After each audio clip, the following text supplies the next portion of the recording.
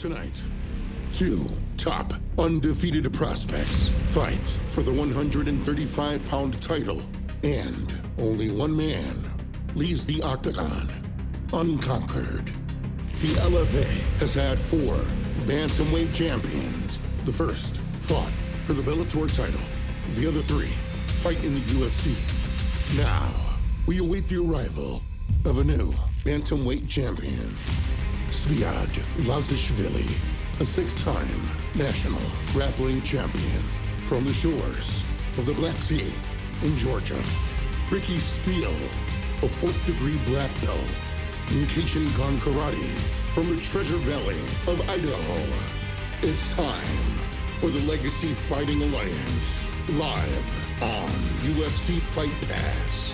LFAMMA starts now.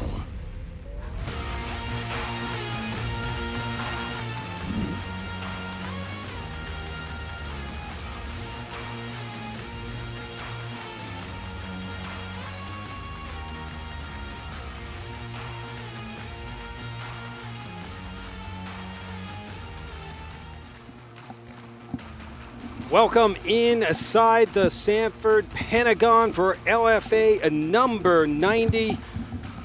Apologize for the technical difficulties as we roll into LFA 90. Ron Kruk along with Pat Miletich. Pat, great card from top to bottom tonight for sure, but the main event is one that is going to be fantastic. The LFA Bantamweight title on the line between 2 undefeated fighters in 12-0. Zviad Lazishvili and Steele, who is 6-0, Pat. Both of these guys well deserving of this title opportunity. Yeah, I mean, there's a lot of pressure in being undefeated. Now going into a title fight undefeated, both of them obviously are going to be feeling a little bit of the pressure cooker, but both guys looking forward to this fight. You know, Lazishvili, a guy that clash of styles with these guys. Lazishvili, an incredible grappler, and I tell you what, he's up against a much taller, very good striker. So he's probably going to be looking to get this fight to the ground.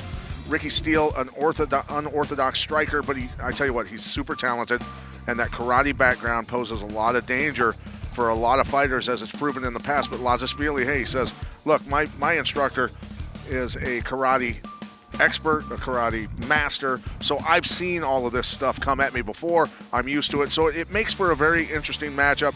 We'll see how long Lazishvili decides to stand up with the very dangerous Steele on feet. Absolutely. A interesting matchup of different fight styles for sure. As I said, this card is stacked from top to bottom, and we're going to kick off the broadcast with a decorated grappler in Tabitha Ricci, who is fighting MMA for the first time since 2013. She meets Kelsey Arneson, who's making her pro debut. 2 more unbeatens do battle when the uber-confident Sean McPadden puts his 4-0 record on the line against 3-0-1 Brazilian Alan Bagoso. Then 4-0, Mando Gutierrez takes on another undefeated prospect, 3-0 Mo Miller. The 2 are combined 20-0 if you include their amateur records. That's a lot of O's that must go. We will run back a fight that was scheduled for LFA 85. Jackson Wink product Chris Brown takes on Chilean kickboxer Ignacio Bahamondes. And in the co-main event, former UFC champion Rashad Evans' godson Devin Smyth makes his LFA debut against the red-hot Maycon Mendonça. The 2 have combined for 10 finishes in 18 wins. Tough to pick just one, Pat, but give us your fight of the night. Yeah, as I look up and down this card, all the fights are really going to be very interesting, but Mo Miller versus Mando Gutierrez, you know, that's a fight these guys have known about each other and knew they were on a collision course to eventually meet.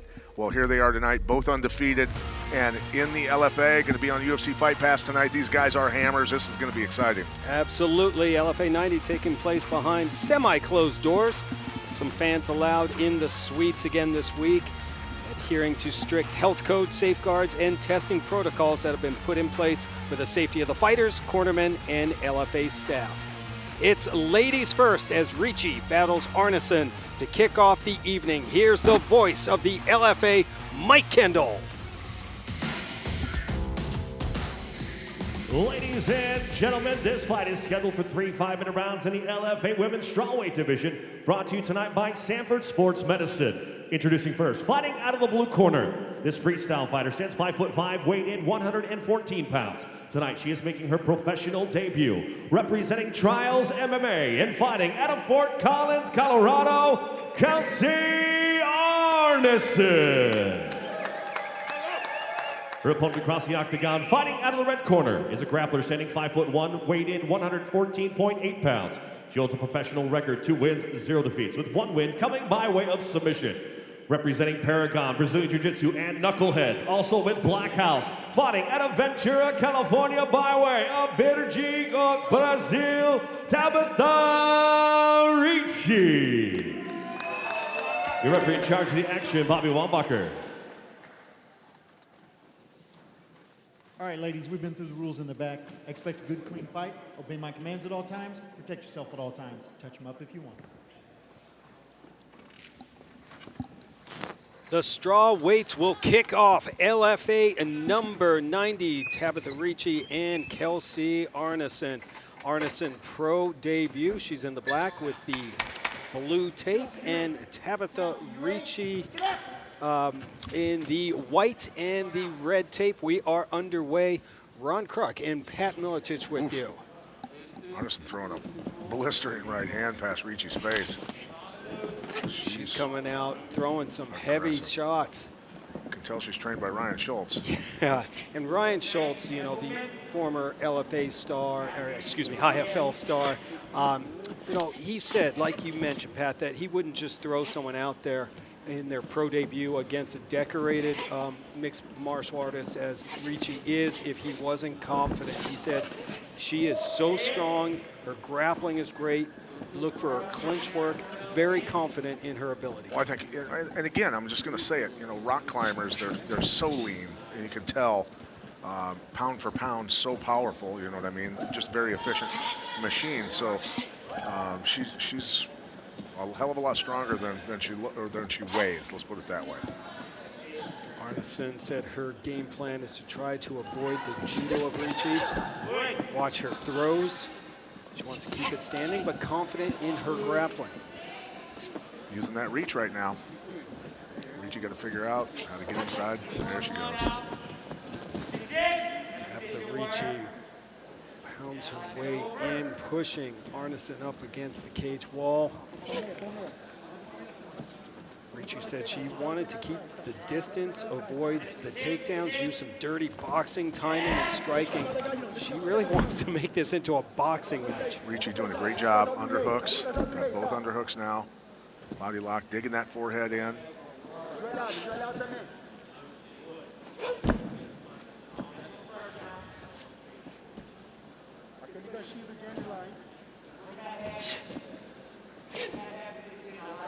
See if Arneson digs for an underhook here. She can't get out of there without an underhook. I mean, it's really important to have an underhook to be able to circle. Trying to get a knee through as well. Blocking out the head there with the forearm. Throwing the knee there.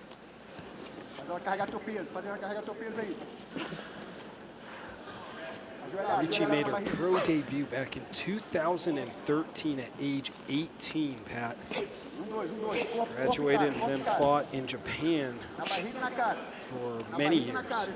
Kind of like a judo throw with striking type organization over there, basically. Right, some team versus team format. Right. But always dreamed of becoming an MMA star. Almost like the Japanese version of combat sambo or something. Which is experience either way. She said she's been a big fan of Ronda Rousey from the beginning, of course, because of her judo background. Ricci, a black belt in judo. Just past the 2-minute mark of the opening round. Arneson finally off the cage.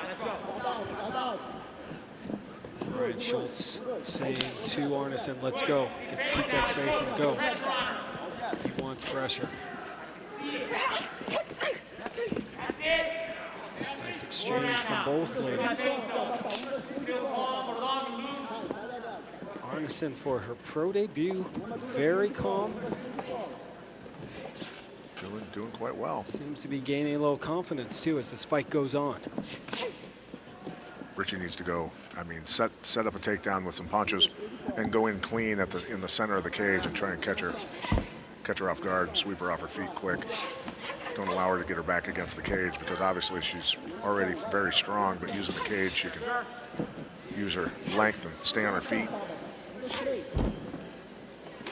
Ooh, body kick. Great that hurt her. kick from Arneson, yes. She sucked a little bit of wind on that one. Arneson, very impressive with her power. An older fighter and bigger. And that was the takedown attempt that she needed. She just needed to hit at the legs, down by the knees.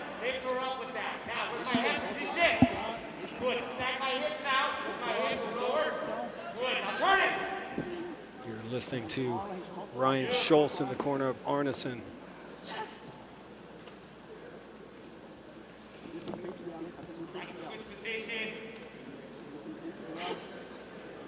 Time winding down here in the opening round of this LFA straw weight matchup.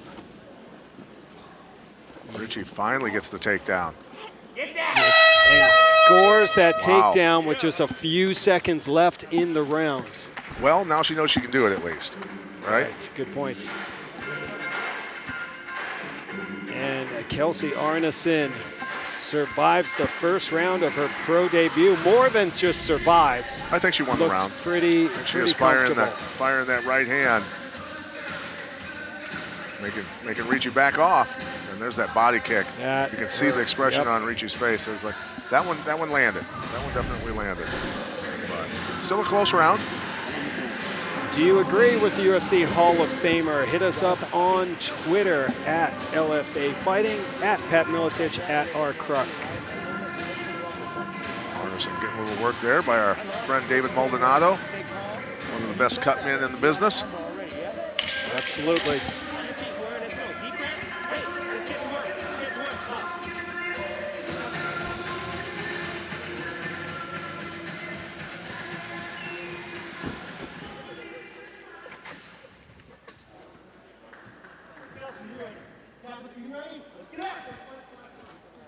Bobby Wambacher gets our two ladies restarted for the second round. Tabitha Ricci, red tape and white, and Kelsey Arneson in the black with the blue tape. Both ladies threw a lead leg kick at the same time and just basically smashed their shins into each other. You want to do that sometime, Ron? Oh, rocked her with that. Oh, and now there's the flurry. Ricci throwing punches and bunches. She got some speed, buddy. She does. Letting her hands fly here in the second round. How hurt is Arneson right now? Ricci plowing her to the ground with that other Ricci Arneson trying to get that leg past the head. Look at her blocking her face out with her forearm. Trying to create some space. Look at her getting that leg past. And she's going for the arm. No, Ricci able to change the angle quickly.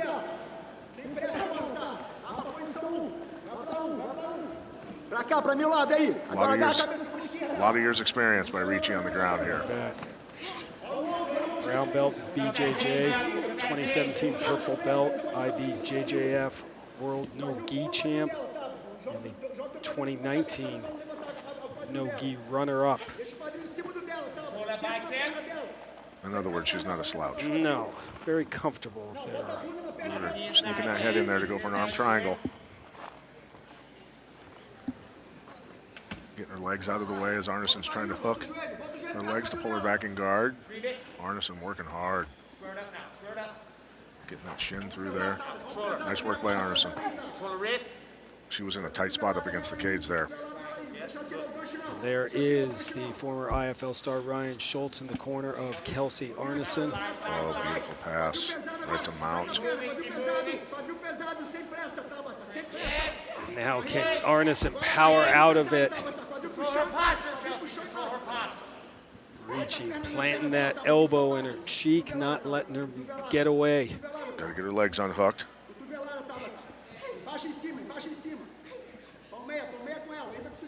Tabitha Ricci turned it up here in the second round. Now mounts up. You can't let him climb all the way up like that. Then your hips can no longer bump him off balance. But Ricci even dropping back down to put those hooks back in potentially here. Just past the midway point of the second round. Strawweight action. Tabitha Ricci, the undefeated fighter, raining down shots. Arneson having some problems defending this. Coming out the back door. Look at that. Slick transition. Let's see what she decides to do. Probably should have sprawled there and come back up to her feet. Just come back up. Don't waste time grappling with a black belt and brown belt in judo and jiu-jitsu. What an impressive escape for someone, Pat, had really just started training 3 years ago. Yeah, but again, once you get that daylight, well, you want to get back to your feet. If you're winning the striking war, why not just keep moving and get up?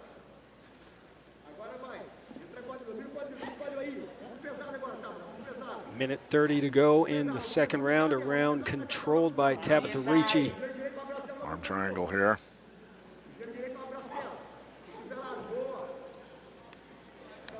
So Arneson grabbed the inside of her thigh to defend that, give herself some leverage. Is she going to take an arm here? Key lock potentially.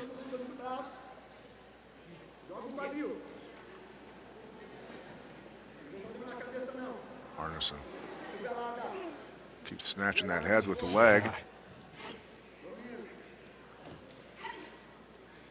Ricci delivering some elbows from the side.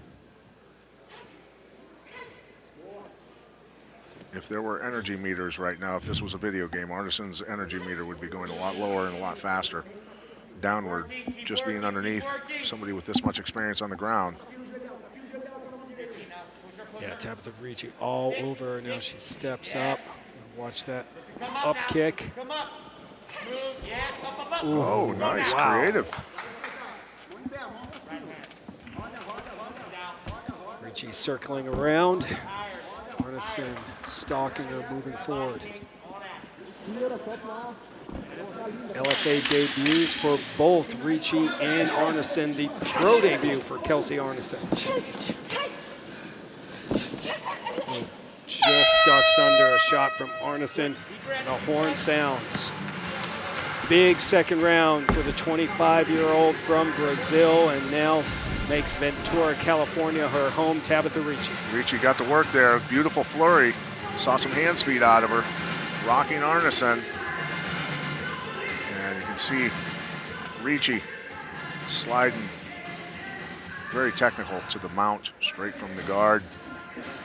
And she was there for a while, but then Arneson finally climbing those long legs up and going out the back door. And stayed on the ground with her a little bit too long. Just probably should have kicked her legs back right away and sprawled and got back up to her feet. But anyway, survived. Exactly. That round. One round apiece going into the third in my mind. Ryan Schultz giving final instructions to Kelsey Arneson. 33-year-old mother. Has 2 bachelor's degrees from Colorado State University. Has 3 degrees total, though, correct? I think so. Right? I think so. She also lists drinking whiskey as one of her hobbies, which is really impressive to me. Third round underway. Tabitha Ricci and Kelsey Arneson. Glad you could be a part of LFA number 90. And Arneson's children are watching tonight, right? I would think so. Oh, big flurry. Did not want to see that Wow, she's flurry. quick. Here comes Tabitha Ricci. Backed up Arneson with a couple of heavy shots. She's a buzzsaw when she gets going. Yeah.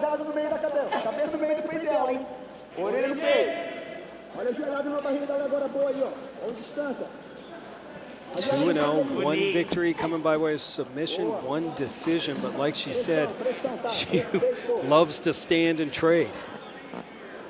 And she is with that underhook again, driving, going to an ankle pick. Oh, armbar. out of nowhere by Arneson.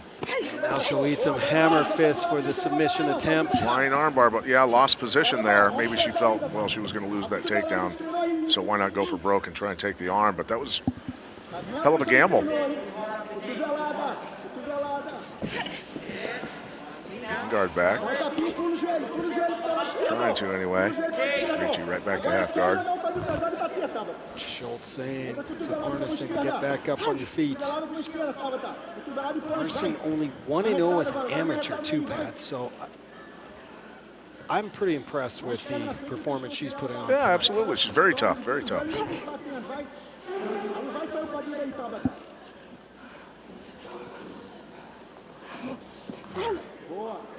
Fundamentally doing a pretty good job.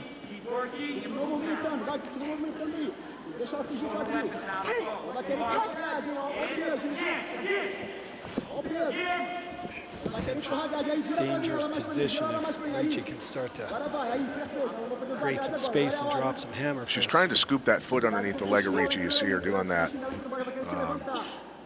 She's so much longer than Ricci, though. She's having trouble fitting that in that tight space. A lot of times if you reach down and grab the tip of your foot by the toes and pull it into that position, you can get it inside their thigh for those real tight spaces, you know what I mean? So, something for when you're, getting your ass kicked on the street, Ron. You use that. Gonna write that down. Note to self. We are just past the midway point. Third and final round.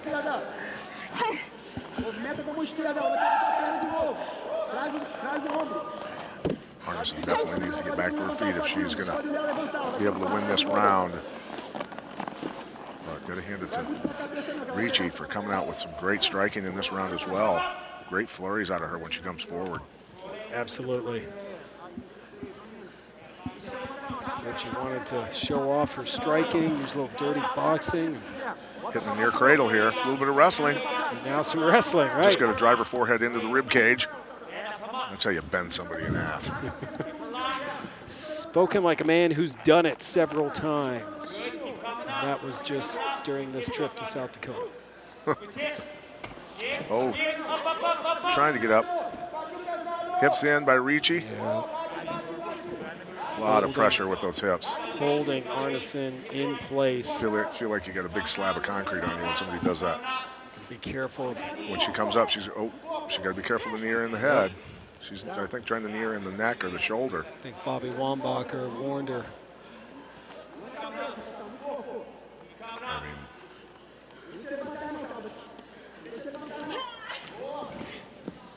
puts her back down. With a minute to go in the third round, Tabitha Ricci in control. Gonna watch the back of the head too. It's been almost 6 years since she last fought MMA. You know, for strawweight fighters, both of them have quite a bit of power. Agreed. Both of them hit very hard. I mean, and Arneson just hasn't been able to escape the pressure from Ricci. there she's got her foot up. Let's see now.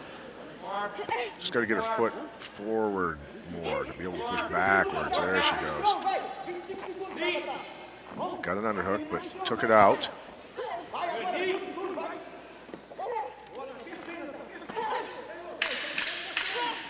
Oh, nice knee. One to go. Both these strawweights finishing with a flurry. That's going to do it. Very entertaining opening bout for LFA number 90. Ricci obviously takes the third round. Most likely 2 rounds to 1. Still has enough energy to climb up that cage wall. A little celebration for the 25-year-old. Returning to MMA action for the first time in 6 years. No blemishes on the face.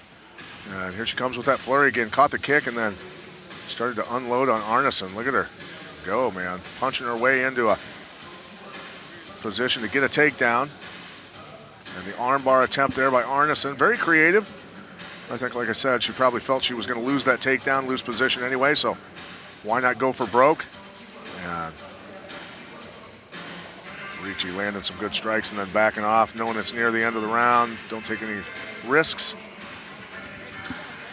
But very good fight. Arneson, pro debut. Give her credit. Give her credit. Absolutely. Again, as we said, Ryan Schultz isn't going to throw somebody in there that's not prepared, and what a great show of sportsmanship. That is so cool. Look at Arneson's arms. My goodness. No kidding. Lady is ripped. The respect between these two martial artists is so cool to see. It's what makes this sport special, people.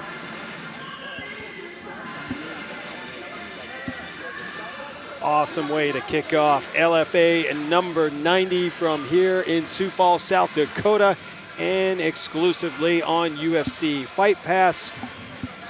We go inside the LFA octagon, and Mike Kendall for the official decision. Ladies and gentlemen, after 3 rounds, we go to the judges' scorecards, and the judges score the bout 30-27, 30-27, and 29-28, all for your winner by unanimous decision, Tabitha Ricci.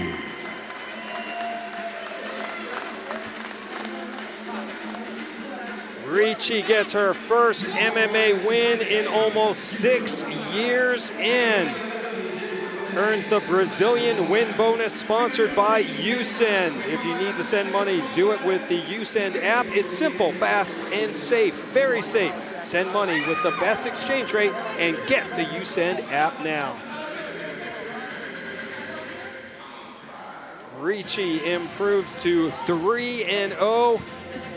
Successful LFA debut for her.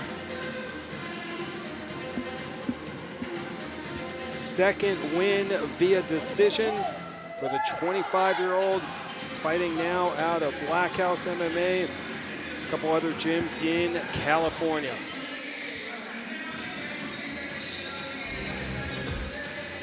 Well, later tonight, the LFA Bantamweight title is up for grabs, and what a matchup we have. 2 undefeated prospects with a combined 18-0 record. Battle for the belt. 12-0, Zviad Lazishvili meets 6-0 Ricky Steele. Both fighters gave us their take on this championship matchup. It's like for both of us, it's kind of like ticket to the UFC. If we get this win, no doubt that we're gonna get in the UFC and we're gonna get the contract.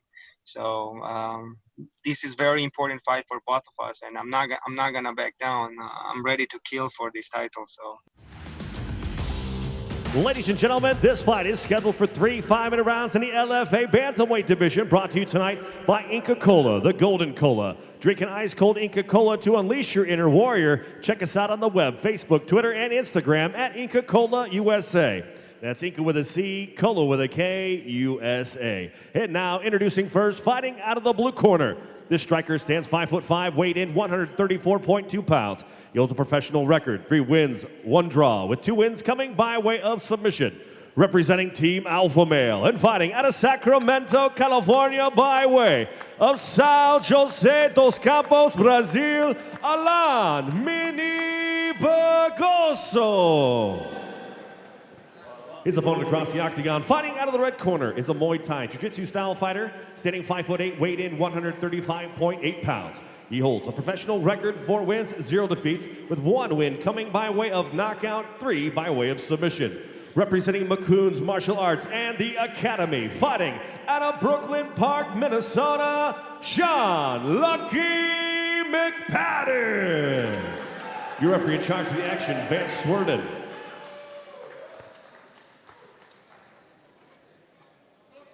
Okay, guys, we've been over the rules in the locker room. Want a good fight, want a clean fight. Want to touch gloves, do it now. Back to your corners, come out fighting. 2 young top prospects in the LFA Bantamweight division. Lucky Sean McPadden with the red tape, and his opponent, the Brazilian, now fighting out of Sacramento, California, Alan Bagoso. He's got the blue tape on his gloves. They touch gloves, and we are underway. Someone's O has got to go in this one, Pat. Bagoso, heavy leather right off the bat. 2 submission wins and a decision victory for Bagoso. 1 knockout, 3 subs for McPadden. Heavy leather, buddy. Yeah. Feel that here, cage side. That hook came up short.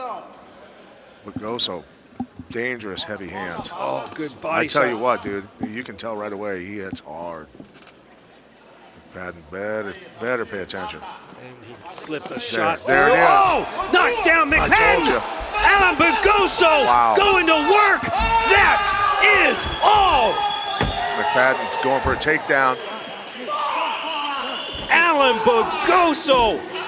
What a shot and what power. I said it, I mean, I could see it right from the get-go, man. This guy has sick power in his hands. Oof.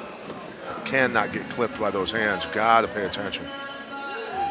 What a debut for the 24-year-old Alan Bugoso. McPadden never got a chance to even get started. Those heaters started coming in. And the frustration there from Sean McPadden as we take a look at it. You can see the velocity on these hands, I'm telling you. Straight up bricks. McPadden learned that he's not invincible tonight. I mean, that's the type of thing that can change the trajectory of your career as far as the way you approach fights, and realizing you're not invincible happens to everybody in this game eventually. Better off happens early than late. No one goes undefeated in the sport. You know 25-year-old Sean McPadden will rebound from this, but tonight was all Alan Bugoso. Wow. Congrats, Team Alpha Male. Absolutely. Let's get the official time from Mike Kendall. Ladies and gentlemen, your referee, Vance Worden, calls a stop to the fight in 48 seconds of the very first round, declaring your winner by knockout, Alan Mini Bugoso. Alan Bugoso still hasn't tasted defeat, and another Brazilian win bonus sponsored by USend. If you need to send money, do it with the USend app. It's simple, fast, and safe. Very safe. Send money with the best exchange rate. Get the USend app now. What a comeback after a layoff for Alan Bugoso. As Pat mentioned, broke his hand in his last fight, had 3 surgeries. And you can see why he broke his hand, because he hit so damn hard. Holy God. That might have showed you the power and just the fight-ending ability. That's like Bugoso. middleweight power, dude. Oof. 4-fight win streak now. And the action came fast and furious. McPadden was all geeked up for this, but Alan Bugoso is the one that came out firing. There's that combo that started it all off. But, I mean, the first punches he threw, we could tell he had huge power. He went to the body. It sounded like he was hitting the side of beef. There's that left hook clipping him. And another left hook puts him down, and just relentless attack.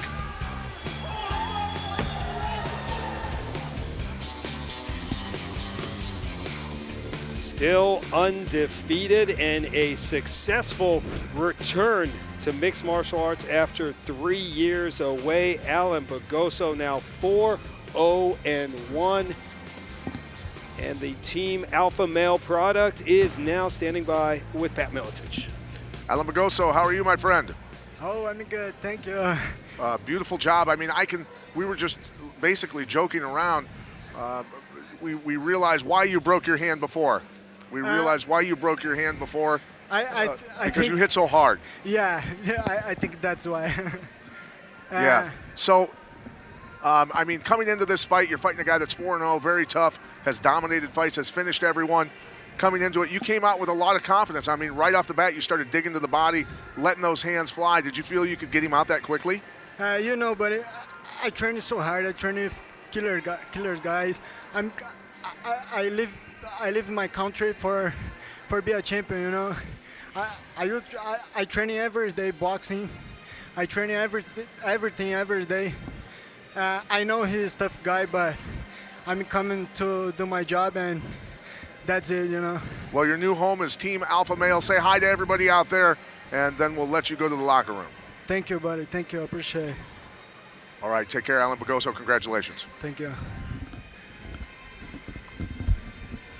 Successful LFA debut for the 24-year-old Brazilian Alan Bagoso. Well, strap yourself in for what should be an absolute slugfest next week at LFA 91. Two veteran fighters with a combined 50 total professional fights square off when Bellator vet Chidi Njokuani meets KO specialist Christian Torres live on UFC Fight Pass beginning at 9 Eastern, 6 Pacific.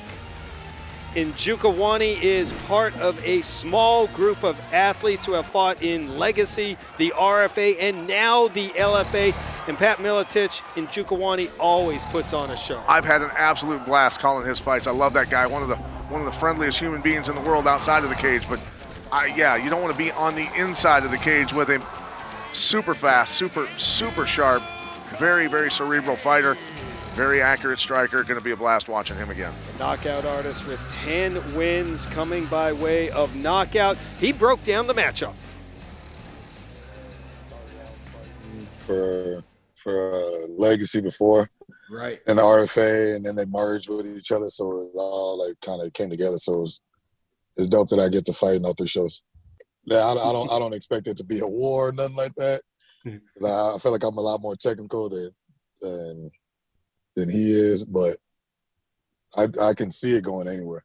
I can take it to the ground if I want to too. So I'm just ready for whatever. Take it to the ground, but I'm expecting Torres and Njokuani to stand and trade. UFC Fight Pass, the new home of the Legacy Fighting Alliance. Glad you could be a part of LFA number 90. Well, 23-year-old Mando Gutierrez used to work as a barber back in Michigan, and he still puts those skills to good use, as Pat Miletich found out. At 23 years old, Gutierrez is 5 years younger than the 28-year-old Miller, who is 3 inches taller than his young opponent and will utilize a 4-inch reach advantage. Back inside to Mike Kendall.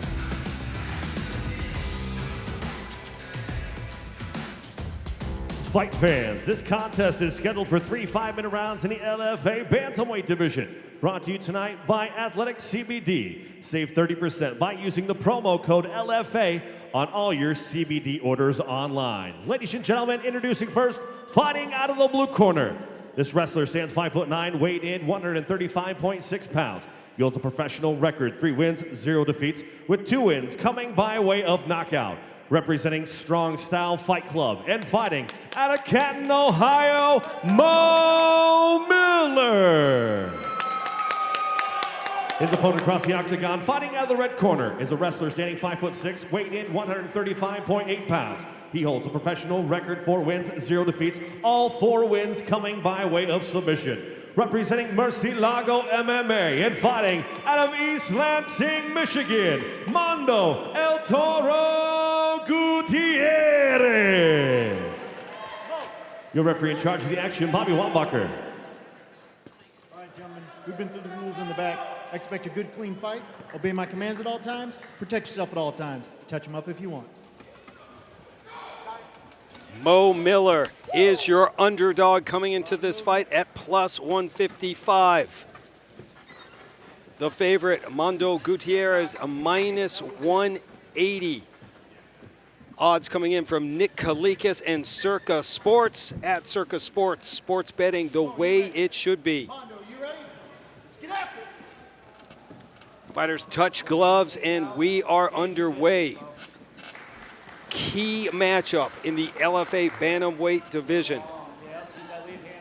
Again, a matchup of 2 undefeated fighters. Mo Miller, 3-0, and Mando Gutierrez, 4-0. Gutierrez, great balance, got kicked with that side kick, left his feet and landed on his feet like a cat. Mo Miller taking advantage of that reach right now, trying to stay on the outside. Miller said his. Oh, buddy. Oh, he drops Gutierrez. Straight up power with that right hand. Now he's hitting the guillotine. Gutierrez got to roll, got to hit the roll. Smart, got out of it. Man, I tell you what, Miller's got power. Absolute power. Talk about a brutal right hand straight down the middle. Gutierrez getting back to guard. Look at him climbing that leg up right away. What the? Can Mando Gutierrez shake off the cobwebs from that big bomb from Mo Miller? Spun him around. Look at him going for a go-go plata, trying to choke him with his shin bone, dude. He's got it in there. Look at Miller's battling to get out of there. Check this out. Suddenly That's a Miller brutal in choke, trouble. dude. That's a brutal choke. If In he a can get lot his of trouble. It's tight. He's got the leg over the top, trying to hold him in there. And wow, he Miller survives escapes. it. Yeah. Wow.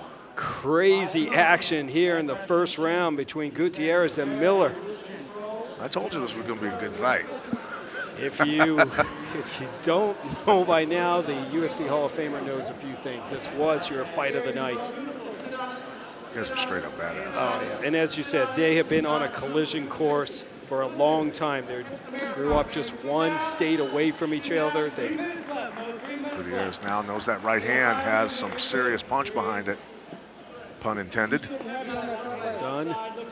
Another crazy thing is they know each other back from high school.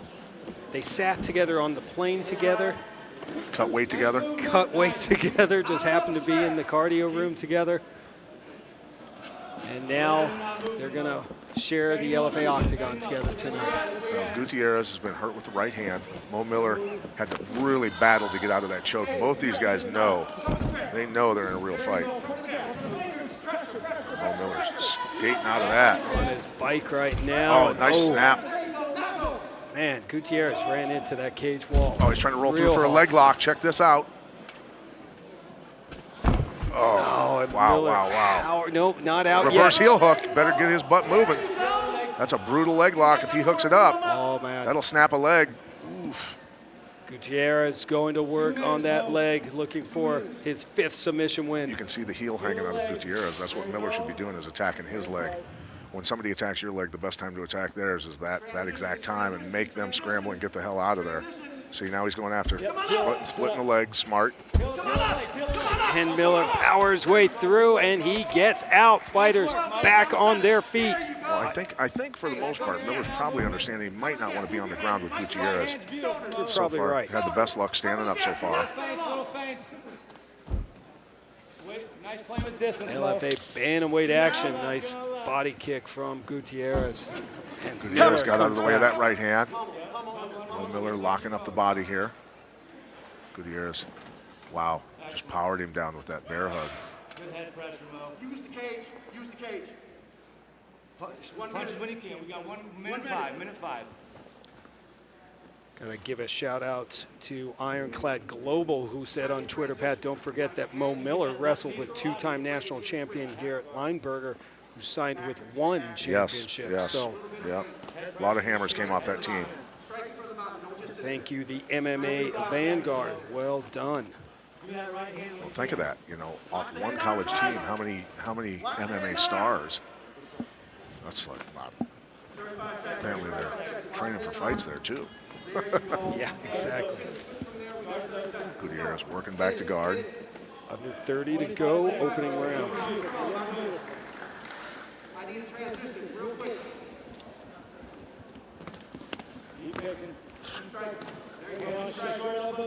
So how are the judges going to score this round so far? I mean, you know, a knockdown from Mo Miller, 2 really, really good submission attempts by Gutierrez. Right. So this first round has been pretty close. I don't really care how the judges score it. I want to know how the Hall of Famers score it. You know, I mean, I know. It's super close. I mean, the knockdown certainly counts from Miller. He had him rocked, but that choke was tight, man. I mean, you saw the panic in Miller, the way he was moving to get out of that. I mean, it was close. And as you said, a lot of submission attempts. There he dug in his feet and stuck him with that right hand and got right on him. Gutierrez then surviving the choke attempt from Miller, corkscrewing out of that to gather his thoughts and be able to counter. Now here he is coming across with a go-go plata, getting that shin bone across Mo Miller's neck and then pulling down on the head. And you can see Mo Miller, when he starts feeling that choke, like, oh, buddy. He starts getting a little erratic in his movement, saying, I need to get out of here. So, look, it's close round, close round. We will reset for round number 2, LFA number 90 Bantamweight action. Bantamweight's in the spotlight tonight. Of course, the Bantamweight title on the line in our main event between Steele and Lazishvili, but right now it's Mando Gutierrez and Mo Miller. Mo Miller, 2 knockouts, 1 decision, wins 3-0. Gutierrez 4-0, all victories coming by way of submission. Just missed that shot. I think he might have been a little rocked from that punch as well. Seemed a little wobbly there for a second. Miller then able to hips are moving. Hit that underhook and dump him. I don't know why you didn't go with the red streak in your hair, sir. Probably because I'm 50 years old. And probably wouldn't look real good on me. I think you roll into the Quad Cities with that, people would be impressed. That or scared. A little bit of blood here on Gutierrez's face. I don't know where he's cut, whether it's the bridge of the nose. Walking that leg up again. I tell you what, that's flexibility there. Move them hips. What's he going to go to here? Guga Plata. Look at him trying to fit that in there. He's stuffing his leg in there. Check that out. Oh, there he lifted his head just enough to get it back in there. He needs that left leg over the top to hold him down. Miller doing everything he can to get it out of there. See how he's trying to get his leg up and over to clamp him down?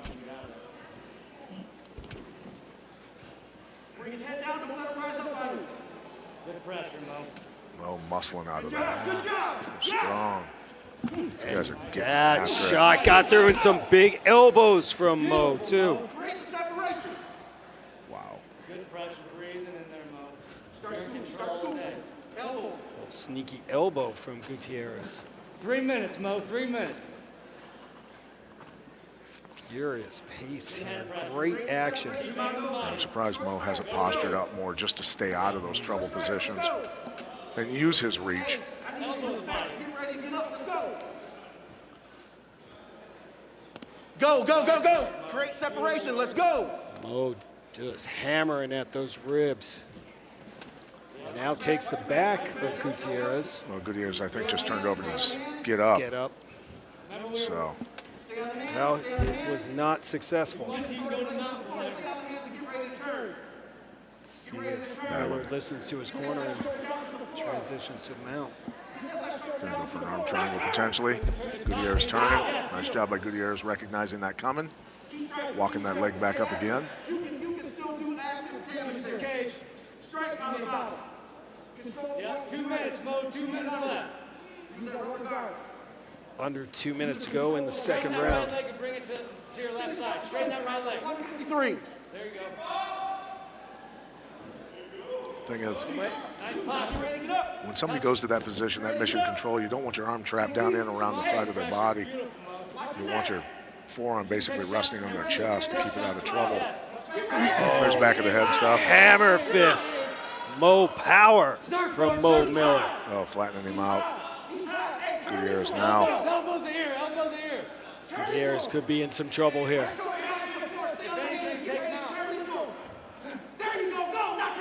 Arm triangle attempt here coming from Miller. Yes. Yep, missed it. He's just happy to be sitting in mount still, so. Gutierrez said, Pat, you know, what he thought was interesting about this fight is Miller's best position is his too, and that's operating from the bottom. Well, I mean, Gutierrez has shown he can land submissions, at least get him started on a very, very legit opponent. Miller, very, very powerful guy, though, been able to get out of a lot of these with technique and power. Gutierrez was looking for a leg there. There's the choke attempt here. Oh, that's tight. Over and out. Mo Miller remains undefeated. Tell you what, a couple gunslingers went at it there. Great fight. Yeah, baby. Wow. And the two rivals from Michigan and Ohio embrace, show their respect, but Mo Miller, the Mo Show, gets it done tonight. What a performance by the 28-year-old from Canton, Ohio. Both had great moments, but it was, ultimately I think Miller's wrestling pedigree, being able to control the fight when it went to the ground, etc. And here he is, slipping that arm in. Securing the choke. Persistence. And remember, Miller got out of some pretty sketchy situations for himself in this fight. Gutierrez having some really good submission attempts on him. So. No escape for Mando Gutierrez. We know both these guys are gonna move forward no matter what. But I'll tell you what, Mo Miller is gonna keep a close eye on this main event tonight between Lazishvili and Steele. Right. He could be in the mix sooner than later. Okay, let's get the official time from Maycon.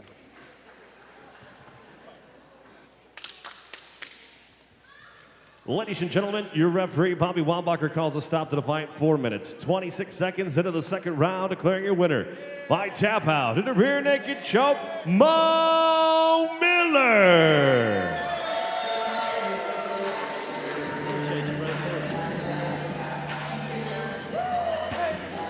Mo Miller stays unbeaten, chalks up his first win inside the LFA octagon. Definitely somebody to keep an eye on. We knew this was going to be a fast and furious pace between two of the top bantamweight prospects, Mando Gutierrez and Mo Miller. And Miller, Pat, he started off strong. Yeah, you can see he dropped back, dug in on his back foot, unloaded that right hand and rocked Gutierrez, but then Gutierrez on the ground, regrouping and hitting this gogoplata choke, which came very close. And Miller there hitting that underhook and dumping Gutierrez, his wrestling pedigree coming through. Some very heavy ground and pound, and eventually getting the back and securing this rear choke. Tell you what, hell of a fight. Very entertaining. Both guys, very talented young men. Looking forward to watching both these guys again as they move through their careers. These two are definitely the future of the bantamweight division. Successful LFA debut for Mo Miller, and he's standing by with the UFC Hall of Famer. Mo Miller. What up?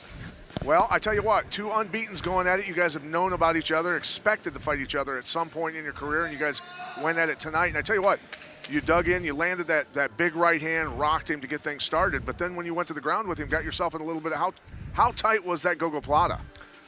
That was tight. Yeah, because you were moving pretty erratically, right? Yeah, I normally feel that, but I didn't feel that for some reason. I think because he was so short that he just like slipped it over. Yeah, he did a good job sneaking it in there. And considering, then he had the inside reverse heel hook on you, which those are extremely dangerous submissions, but you persisted and kept going to the ground with him and throwing him down. That showed some confidence in your ground skills, obviously. Yeah, I roll with a lot of good people in jiu-jitsu. I've been in a situation numerous of times. You know what I mean? So, like, as long as I stay calm, like, I'm a beast on the ground. You know what I mean? Like people, I don't know why people don't think that. You know what I mean? But well, I'm very confident on the ground. Well, obviously, your right hand packs a lot of dynamite, and your ground game is very solid, so you showed that. But now, let's move on to the main event. Let's talk about Lazishvili versus Steele. I know you're going to be watching that one closely. You're undefeated still. I know you'd like a piece of the winner. Who do you think is going to win that fight, and do you want to take a chunk out of one of them? I never seen neither one of them fight, but they both big 35s. So I don't know. I want another opportunity. So if I can fight the winner of that, I'll definitely be back for LFA. Okay. Well, I guess you and I will both be watching that fight closely, sir. Thank you. All right. Thank you. Great performance tonight. Appreciate it. Successful LFA debut for 28-year-old Mo Miller from Canton, Ohio. Improves to 4-0 and chalks up his first submission victory.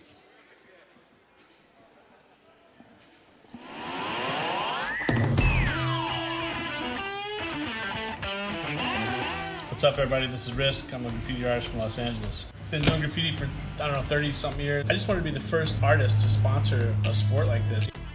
Black Diamond Dust. I have so many friends that are fighters, and it just has so much energy that it just went perfect with graffiti. Hope you guys like it. Check out some of my work on riskrock.com.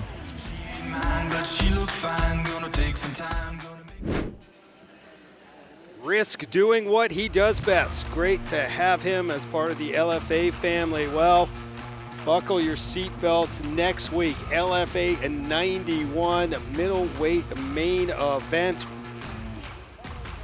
featuring 2 knockout specialists as Chidi Njokuani meets Christian Torres.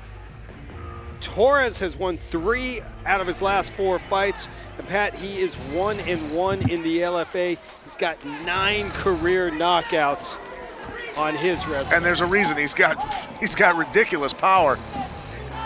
And we watched him score this huge knockout. Was that Fort Eustis, an uppercut for the ages. Do not eat his uppercuts, my friends. It's going to be a hell of a fight between he and Excited to have him back for sure, Pat. Here's Torres' thoughts about this main event matchup. I feel better and ready in every position than Chidi. And my striking is better, my wrestling is better, my grappling is better, my conditioning is 110% more better than him, because I'm the savage. I coming for so far and so long. I'm gonna show off this guy. This is not easy. This is massacre land. This is massacre Paraguayan massacre time. I'm gonna show up. I'm gonna show up him. I'm gonna show up all the war, all the high level MMA sport. Like, hey, I'm here. I'm the new. Ladies and gentlemen, this fight is scheduled for 3 5-minute rounds in the LFA welterweight division. Brought to you tonight by USEN. Send money worldwide using the USEN app today. Ladies and gentlemen, introducing first, fighting out of the blue corner. This kickboxer wrestler stands 5'11", weighed in 170.6 pounds. He holds a professional record, 5 wins, 2 defeats, with 2 wins coming by way of knockout, 1 by way of submission. Representing Jackson Wink MMA and fighting out of Albuquerque, New Mexico, Chris Breezy the Future Brown. His opponent across the octagon, fighting out of the red corner, is a kickboxer standing 6'2", weighed in 169.4 pounds. He holds a professional record, 9 wins, 3 defeats, with 7 wins coming by way of knockout. Representing Valley Flow Striking and fighting out of Chicago, Illinois, by way of Santiago, Chile, Ignacio La Jaula Bahamondes. Your referee in charge of the action, Vance Swerden. All right, guys, went over the rules in the locker room. I want a good fight and I want a clean fight. If you want to touch gloves, do it now. Back to your corners, come out fighting. Chris Brown is your favorite at -140. The comeback on Bahamondes, +120. Odds coming in from our friend Nick Kalikas and Circa Sports. Sports betting the way it should be. I believe Bahamondes was favored earlier in the day. No, it was close though, Pat. He was at a -105, so it was almost a pick 'em. Very close odds. All right. So money coming in late on Chris Brown. Whoa! There's the sneaky kicks coming over the top. Brown said he has got to watch those kicks. He's well aware of them. Goodness, that came out of nowhere. That's what he likes to do. Bahamondes, be first, strike fast, pressure. Brown, nice knee tap. And big takedown early from Chris Brown. Fight a tall kickboxer, take him down. There you go. Keep it simple, baby. That's exactly what Chris Brown said. He said, those kicks are coming. I just got to hunt them down, put them on the ground. Feels his Bahamondes, beautiful sweep. That was ridiculous, dude. Oh, and there's a high kick from Bahamondes. Whoa, whoa, whoa. Dangerous. Chris Brown wasn't awake. He is now. Yeah. We told you, folks, this was a stacked card. Nice counterpunch from Brown. Matchmaker Mark Berry doing a there's a stomp kick job to the leg again. Tell you what, those kicks are very effective and can end a career. Yeah, not a big fan of them. I mean, that's a sudden jolt to the knee joint. Yeah. Hyperextended backwards, tearing ACL and everything else. Yeah. They are legal, and keep that left hand up. Oof. Keeps firing that right leg. Left lands from Bahamondes. Bahamondes, I tell you what, beautiful transition striker. Gets an angle off an initial strike and then just fires unexpectedly. Very, very sharp technique. 7 knockouts out of his 9 victories. 8 of his 12 fights have ended in round 1, and I think we're seeing why. Ooh, Brown now goes for the high kick. Brown backing up. Not sure what's going on here. Oh, axe kick. Axe kick from Bahamondes. Drop a heel on somebody's dome. This kid's fun to watch. LFA debut, 23 years old. He does a nice job following up with strikes. Beautiful job yanking Brown off balance there and skirting off the cage. Brown, of course, training at Jackson Wink MMA in Albuquerque. Mike Winklejohn in his corner tonight. Brown coming off a loss to Carrington Banks. That was at LFA 80. Snapped a 3-fight win streak for Brown. Oh, snapping jab from Bahamondes. Switch up sides easily at any time. Fights fluently off conventional or southpaw stance. Brown continue to go at that knee. I think he's seen fellow Jackson Wink product John Jones throw that a few times in training camp, possibly. Brown seems very composed, though. He's just kind of biding his time.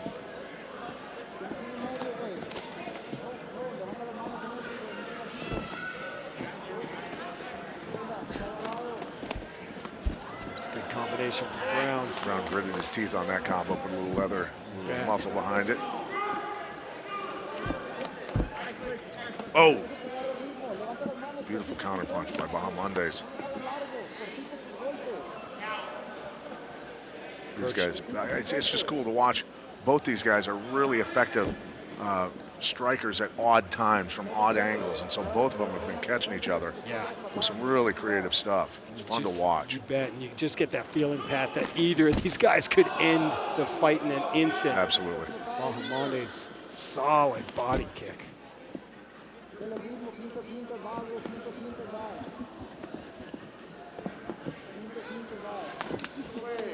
LFA 90 action, spinning back fist from Ignacio. Bahamondes misses, but he will break out everything.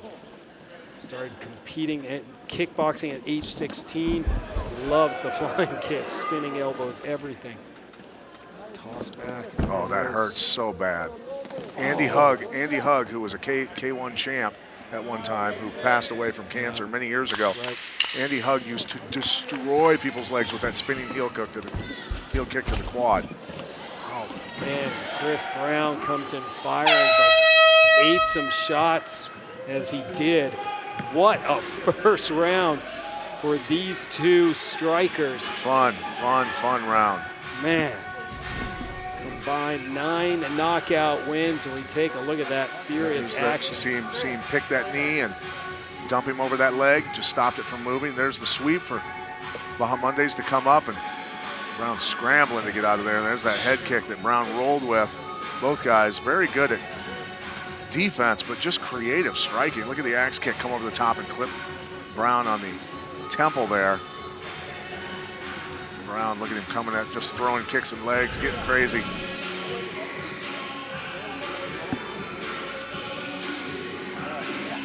Brains are working fast with these two. You bet.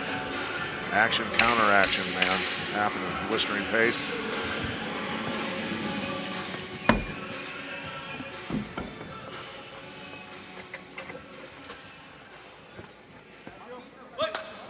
right, round number 2 underway. LFA welterweight division. Ignacio Bahamondes and Chris Brown.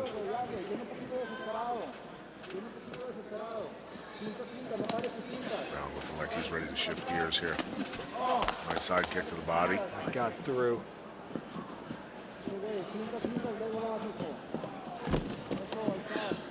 Both these guys, very cerebral fighters, and when you watch how quickly they act and react, like I was saying, it really helps you realize how fast the human brain can move. Yeah. You know, it's it's unbelievable how quickly they're reacting. Good exchange. Oh, there's a nice right from Chris Brown. Throwing his hook now. I want to hear from you. Who do you have winning this fight? At LFA Fighting, at R. Kruk, at Pat Miletich on Twitter. Tried to flow into a takedown, missed that.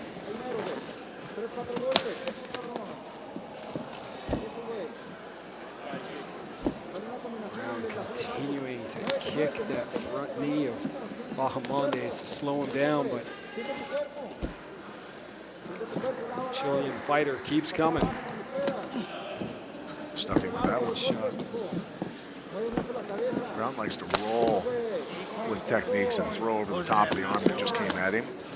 Very good at it. Kind of reminds me of a little bit of it's, you know, that boxing style of just relaxing and rolling with punches and just coming over the top. And almost like a Russian sistema, which is it's a trippy art. It's a real where they roll with stuff and absorb energy and then come over the top of stuff.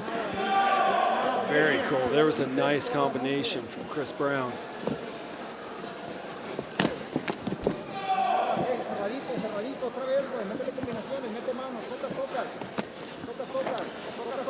Brown being more effective in this round. Got his strikes. Look at that.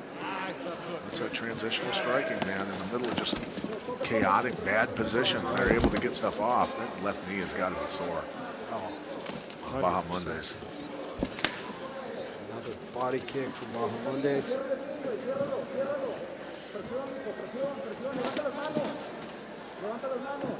Bahamondes coming off his first loss in 2.5 years. Brown saw that coming. Talk about reaction.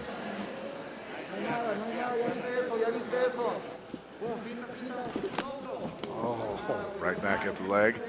That was a solid head kick from Brown, but nice defense from Bahamondes. Oh, blistered him with that left. Oh, that might have hurt Brown. Let's see if he can. Breathing hard a little bit, though. That body shot might have hurt. Good uppercut. Now the fighters clinch up. Brown barely missed that trip. Swelling under the right eye.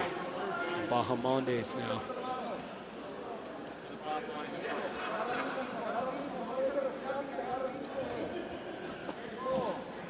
Brown breathing a little bit hard. Don't blame him. Another kick. Wow. Being effective, though, with his jab is Brown. He's getting that in. Punches his way in. Just off target. Look at the right side of the face of Bahamondes. I think he might be cut, Pat, on the top of the head. A little bit of blood. First, I thought it was just red from some big shots from Chris Brown, but I think it's a little blood.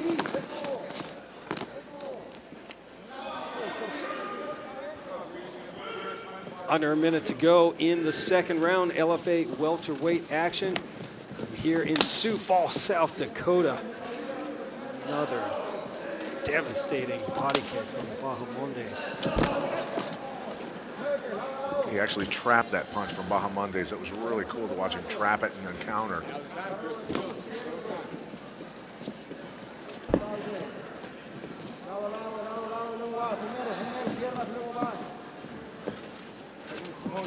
Another heel kick to the quad.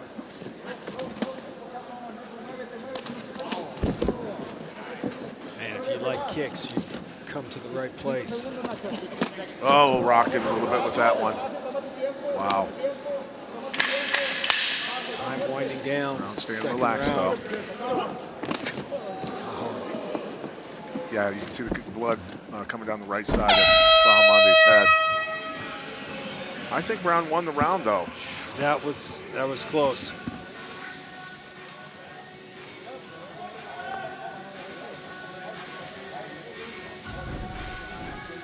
Very entertaining round. Both these guys staying busy the entire time. There's that creative striking that Brown, and there he gets clipped finally with that left. That was a pretty solid shot. And then the body shot following up had Brown puffing and puffing a little bit. Brown being effective also with that jab, just very, very sneaky with his shots. And there he gets clipped though, leaving that head up a little bit too much. Mando going to work on that cut head of Bahamondes.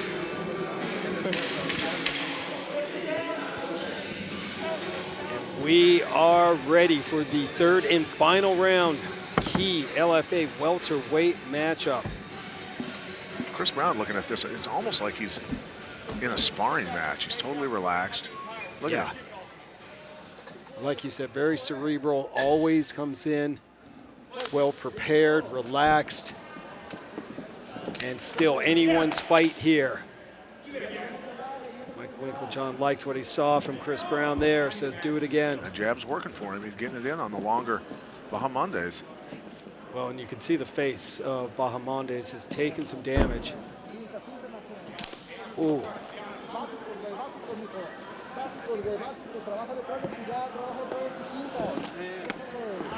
Now Brown countering effectively. Powering his way through.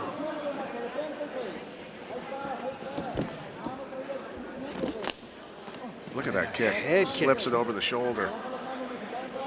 So deceiving because that head drops down low and you think they're going to be throwing body shots. Then the kick comes. See what I'm saying? A lot of people of lesser skill sets and lesser defense would be getting caught with that and put to sleep. And we've seen him do it before. You bet. 2 knockouts out of his 5 victories. You wonder, Pat, if those shots to the knee that Brown has been delivering all fight long are slowing down Bahamondes. Very easily could be. At least it makes you think, you know.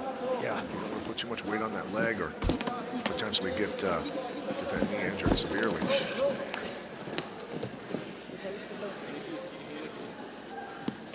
Feature fight here at LFA number 90 from Sioux Falls, South Dakota.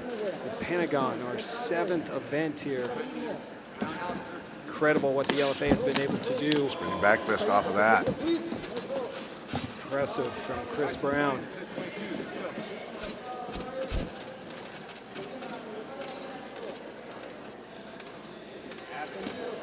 Bahamondes has been effective from the southpaw stance. I think he needs to fire more left hands from the southpaw stance. I mean, those are the heaviest shots that he's really landed, minus the right hook that he landed that made Chris Brown stumble backwards.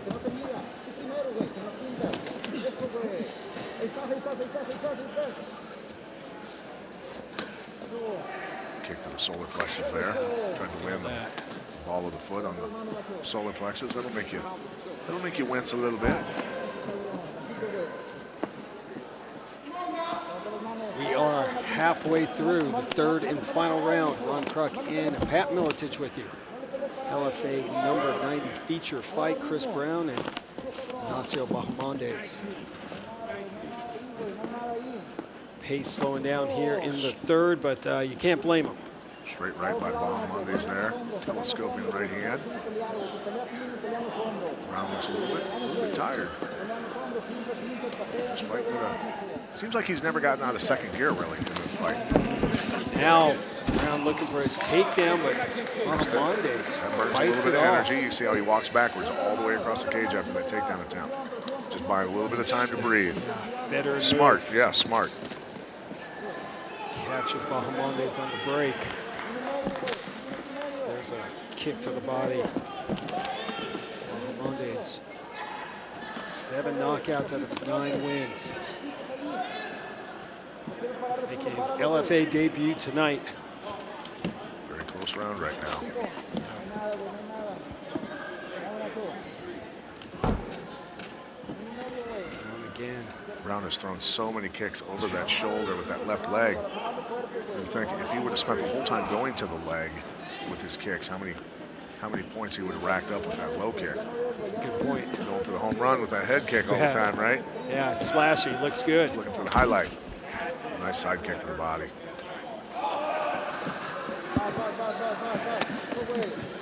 Lured him in with that and then countered. Brown looked like he was getting the takedown, then throws the knee. Mando is showing some pretty good takedown defense for a kickboxer.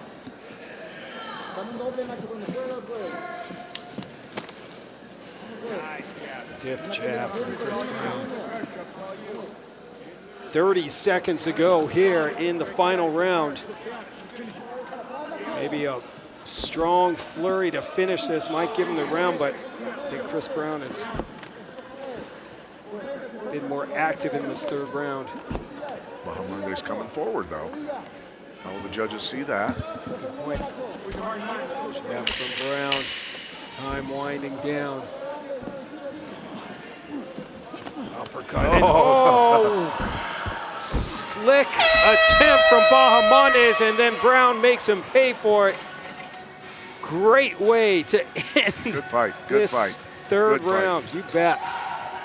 Very close third round there. Brown, boy, I think he might have done enough, though. Bahamondes landed some great strikes also in that round. Close fight. Bahamondes, the 23-year-old, still smiling despite a cut on the side of his head. And both these guys having a lot of fun in that third round. Kiss to the camera and his friends back in Chicago. Brown here, look at this creative knee to a kick there after the takedown. And now both guys getting after it. Bahamondes trying to throw a wheel kick, do a front flip and land your heel on their head. We've seen that in K1 fighting before. Both fighters coming off a loss, in need of a W tonight. Chris Brown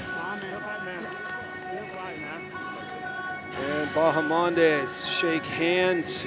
Could go either way. I agree. This is going to be a very tough decision for the judges.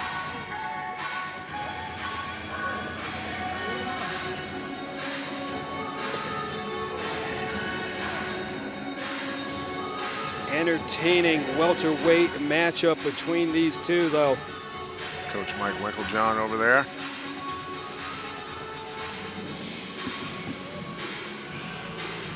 As we gear up for the LFA Bantamweight title fight in our main event, Ricky Steele and Zviad Lazishvili.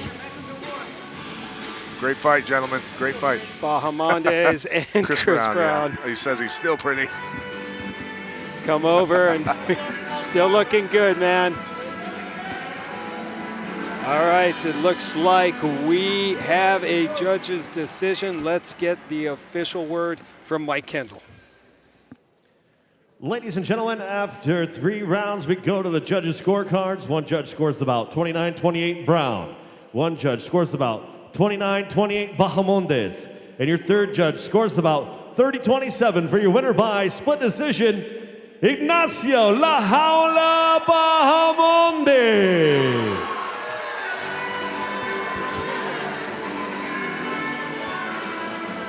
Well, Ignacio Bahamondes pulls out the split decision victory.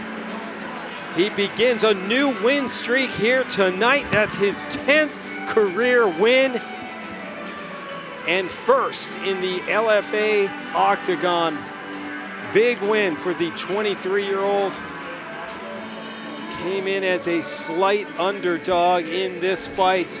But what action we saw between these two welterweights, Pat. Well, both guys just very good, creative strikers that could strike from any position. Off balance. I mean, you just never knew what the other guy was going to throw at any given time. Yeah. There's Ignacio Bahamondes showing exactly what we're talking about. Axe kicks, side kicks, knee stomps, round kicks. Chris Brown throwing a lot of round kicks off the back of combinations. Yeah, great boxing skills out of both of them. Bahamondes using his reach very well at times in this fight as well.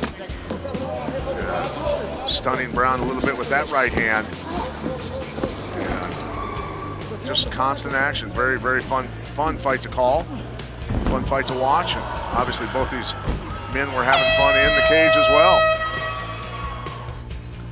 But it was Ignacio Bahamondes who had a better time than Chris Brown as he was awarded the win. Successful debut for him, and he's standing by with Pat Miletich. Ignacio Bahamondes. Woo! Hey, great performance tonight. I mean, that was a beautiful, beautiful fight. Both you guys are capable of throwing strikes. I was just talking about it literally the whole fight.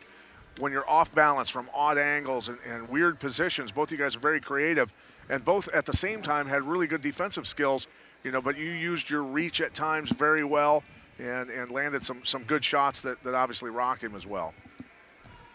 No, first of all, I want to say thank you to Lord Almighty Jesus, because without him, nothing of this can be possible. I want to say thank you to my coach, my people in Chicago, in Chile. Thank you to LFA for the opportunity. I was waiting this opportunity a lot of time. So I've been ready my whole life. I was born for this. Now you did a good job also as well stopping takedowns from Brown. You did a good job of that. You wanted to keep it standing, obviously, and did a good job of that. Tell us about your wrestling training, because obviously you're a kickboxer in the beginning, but showed some good defensive wrestling skills tonight.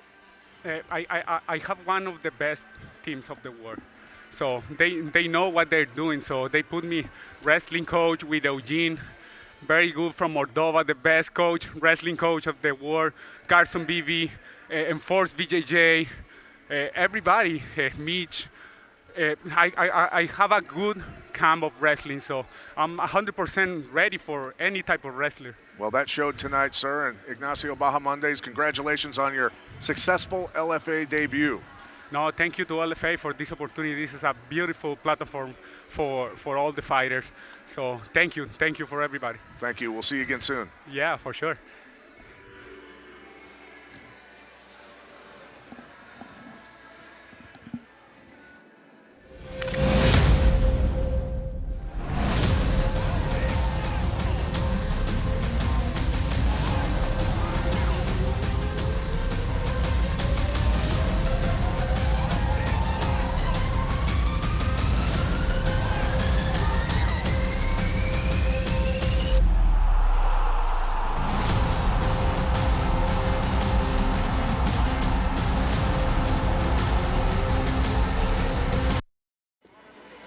More LFA alumni will be in action tomorrow inside the UFC Apex in Las Vegas for UFC Fight Night Overeem versus Sakai, including Alonzo Menifield, former LFA athlete, who will run it back against Oven St. Peru, who tested positive for COVID-19 and their fight was postponed.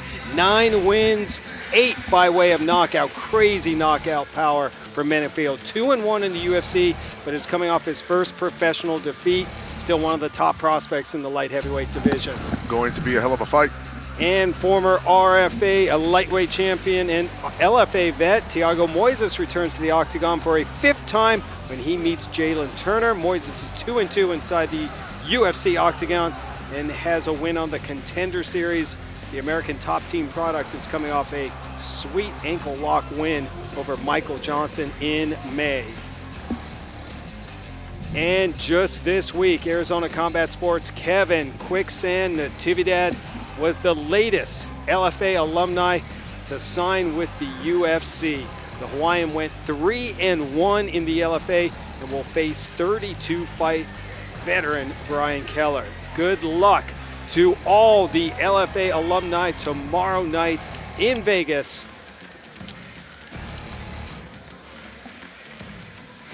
And following a record 12 fighters inking UFC contracts in August, the trend continues in September. 3 more alumni are moving to the big show. As you can see, Natividad, Jimmy Flick got a big win, and so did Ronnie Lawrence on the Contender Series. All 3 now making their the UFC Octagon their home.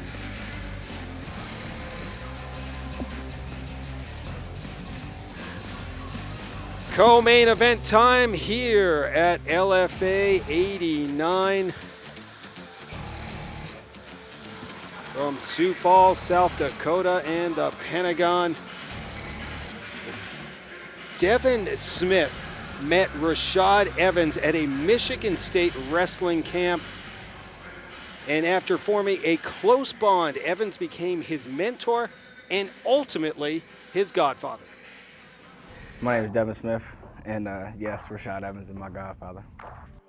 We met when he was like 5 years old. He was wrestling for like this little league for Michigan State, and I was a Michigan State wrestler. I was pulled to Rashad, you know, because I walk in, you're a wrestler, you're a superhero, look just like me, you're big, and you look just like me, you know, so. And the crazy thing about it is like he's not my biological son, but if you watch his mannerisms, if you just listen to him and you just see him, you would swear like he even looks like me, you know? He asked my mom, because my dad is not in my life, you know, and he asked my mom if it would be acceptable if he could be my godfather, and, you know, obviously I was like, yeah, shit. I wanted to be there in his life to kind of be that figure for him, you know? Since then, you know, it's just been like he's played that father figure role into my life, you know. He's been with me along by my side when some of my biggest fights, you know, he used to come and sit next to me when I used to sign autographs. It was the first time that I saw the aggression come out of Rashad, you know, and Rashad told me he looks into the soul when he stares people down. And that's exactly what I do. And, you know, I look and when you come up and you face off with me, I'm gonna look into your soul, you know, so. One thing I told Devin is you know, always, you know, train for the opportunity that you want to have. I was this big guy with Devin Smyth, son or Rashad Evans' godson, and this, and I lost and everything went away. You start training, you start pushing, and you get yourself ready, an opportunity is gonna come. I really might not be here without Rashad. You know, the things that have happened to get me to the situation where I am right now. If I don't meet Rashad, who knows if I even start fighting, period. Ladies and gentlemen, it is now time for the co-main event of the evening. This contest is scheduled for 3 5-minute rounds in the LFA Welterweight division, brought to you tonight by GLC 2000, the world's most potent joint pain formula. GLC 2000, no pain, more gain. And now, introducing first, fighting out of the blue corner. This Muay Thai specialist stands 6'2", weighed in 170.6 pounds. Yields a professional record, 9 wins, 4 defeats, with 3 wins coming by way of knockout, 1 by way of submission. Representing Black House MMA and fighting out of Rio de Janeiro, Brazil, Maycon, born again, Mendonça. His opponent across the octagon, fighting out of the red corner, is a freestyle fighter standing 5'10", weighed in 171 pounds. He holds a professional record, 9 wins, 2 defeats, 1 no contest, with 1 win coming by way of knockout, 5 by way of submission. Representing Murcielago MMA and fighting out of Lansing, Michigan, Devin the Prodigy Smith. Your referee in charge of the action, Bobby Wambacher. All right, gentlemen, we've been through the rules in the back. Expect a good, clean fight. Obey my commands at all times. Protect yourself at all times. Touch them up if you want. Intense stare down. The favorite is Maycon Mendonça at -180. The underdog is Smyth at +155. Odds coming in from Nick Kalikas and Circa Sports. Sports betting the way it should be. Key matchup in the LFA welterweight division. Fighters touch gloves and we are underway. Devin Smyth with the red tape and Mendonça with the blue tape. Mendonça believes that Smyth will try to take him down. His plan is to wear him down with strikes, and when he does go down, get up quickly. Mendonça using that reach. Smyth said his plan is to watch those kicks as he delivers one right there. Stand with him, work inside. But he thinks his lack of head movement may cost him. Devin Smyth staring right at the sternum of Mendonça. Good peripheral vision. When you do that, you can see all their limbs. See stuff coming. Nice job catching that kick. Great takedown after the catching the kick. Don't kick at a wrestler in the body, especially early in a fight, because they will grab your leg and put you on your back. Beautiful takedown from half guard, look at Devin Smyth. Going to work. He's already putting some muscle on him. Man, he Look at is him a putting that big arm where he wants welterweight. it. Powerful. Mendonça doing a good job trying to get back to guard. And Devin Smyth showing some hip power there, buddy.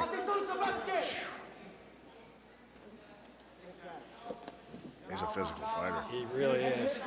Godfather Rashad Evans said, yeah, of course he's got that solid wrestling base, but really loves his striking.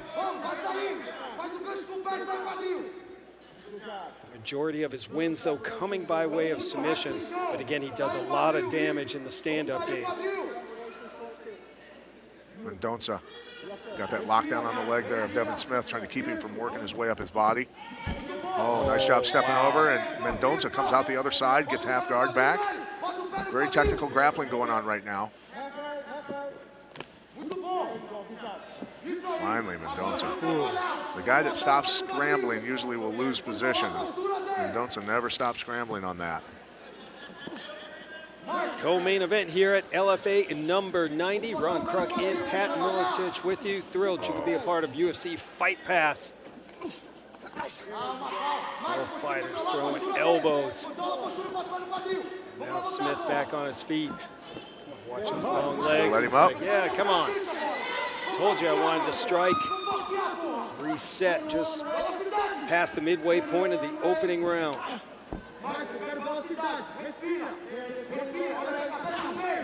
Low kick from Smyth to the lead leg of Mendonça. It's a great way to take a longer fighter's jab away from him.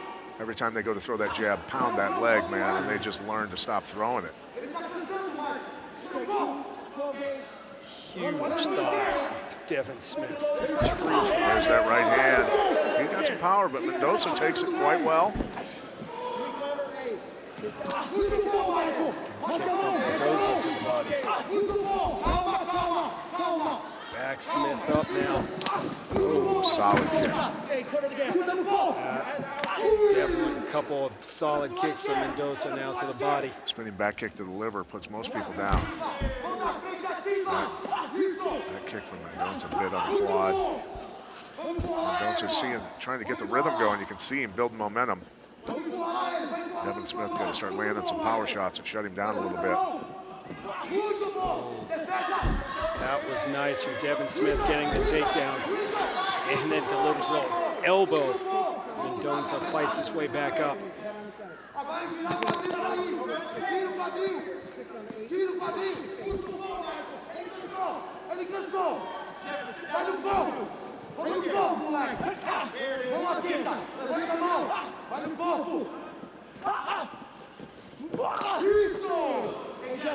Firing his way in. Sweeping body shot there. Oof, buddy. Big connection.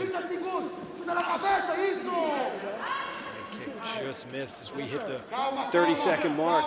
Devin Smyth just still trying to figure out how to get inside. Mendonça giving him some problems.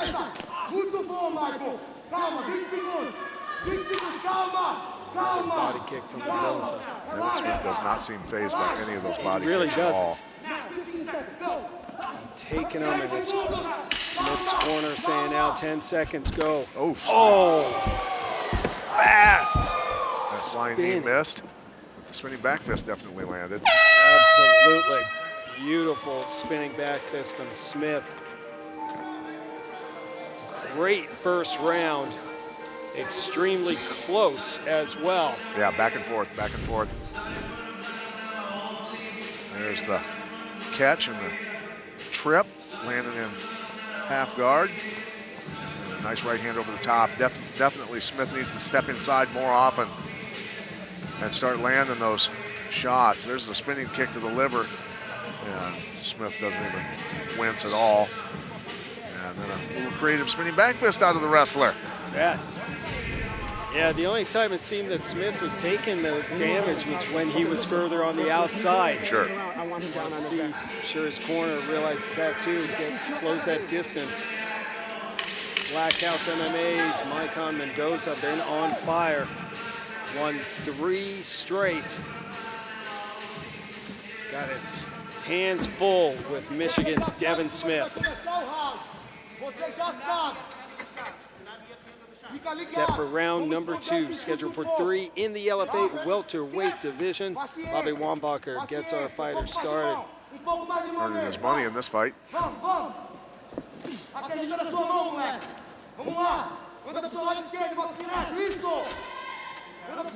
Close first round. Who do you have winning it?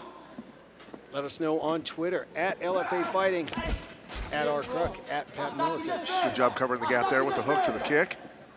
More push-pull system stuff. That was that had heat on it. Smyth sidesteps the kick. Nice double lead leg. Goes and returns one to the body. Use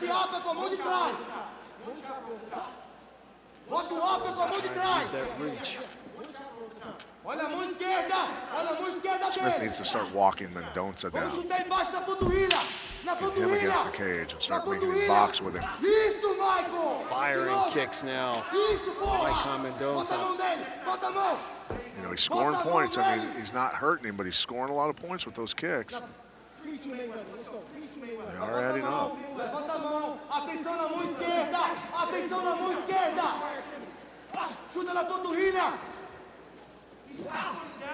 Check the kick there. Mendonça, you would think, would be using his jab a lot more.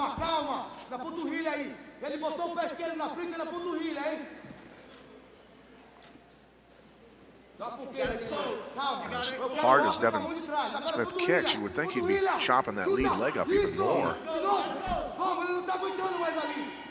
This corner saying you got to explode, Devin. Pick it up. Nice counter there. That landed from Smyth.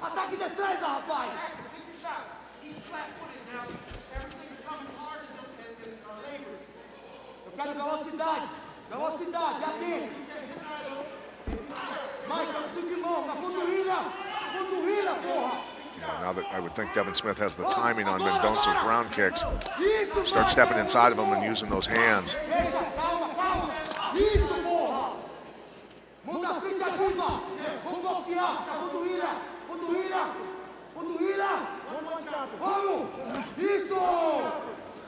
Solid low kick from Mendonça. Oh, Smyth coming in, firing, catches that leg like he did in the first. Got to do more of that. Got to put combos together on Mendonça. Decided not to drop him. Devin Smith's mom, Janice, here in South Dakota, supporting her son. You know, Godfather Rashad Evans Oh, is buddy. watching. Oh, buddy. He caught a low blow, I believe, and Mendonça attacked. Bobby Wambacher, our referee, did not call a timeout.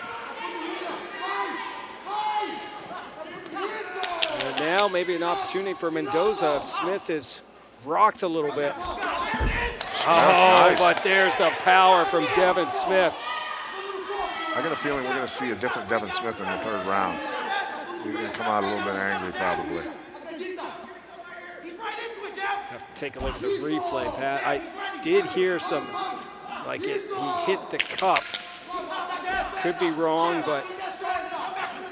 There, I was expecting the head kick behind the jab because Devin Smith's been leaning so hard one way or the other off those jabs. Solid right straight from Mendonça. Oh, and the kick. I don't know what Devin Smyth was looking at.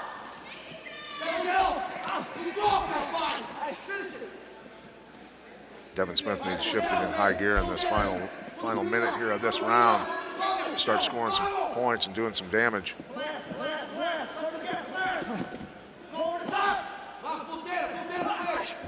Oh, wild shot! Stuck in the back of the Mendonça head. stuck him! Payment rendered! Wow. Maycon Mendonça finishes Devin Smyth. Right when he was spinning for a back fist, he got clipped in the back of the head and got dumped with that punch.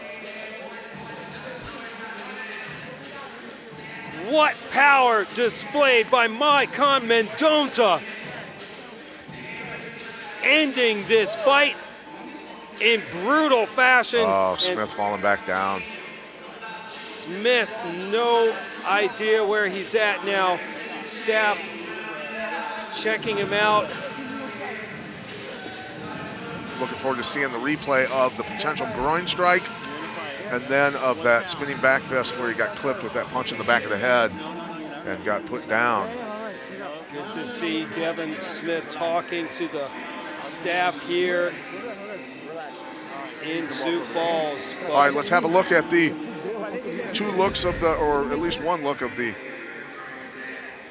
that was a shot to the body. Might have moved the top of the cup and adjusted it for him, but either way, that was a legal strike. So Mendonça was justified there. Now the spinning back fist, watch. Boom, right there and behind the ear. That'll put you down, man. Yep. Lost Here it is again. And bam, right there. And then the risk you take when you spin, big Brazilian exposing yourself. Finishes the fight, Pat. Wow. Fourth straight win after losing 3 in a row. Born again indeed. Thank you, Jesus. I love you. Thank you so much. Maycon Mendonça ruins the debut of Devin Smyth here in the LFA. We will get the official time from Maycon.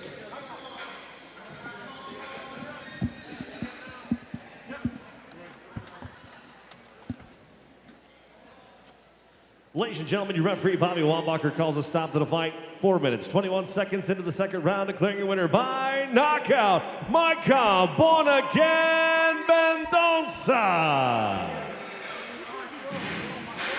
10th career win and the 3rd Brazilian win bonus sponsored by USend. If you need to send money, do it with the USend app. It's simple, fast, and safe. Very safe.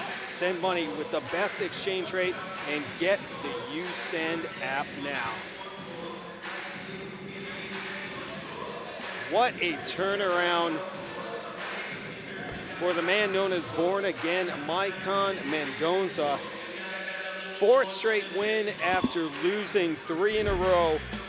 His 10th career win as we check out the action.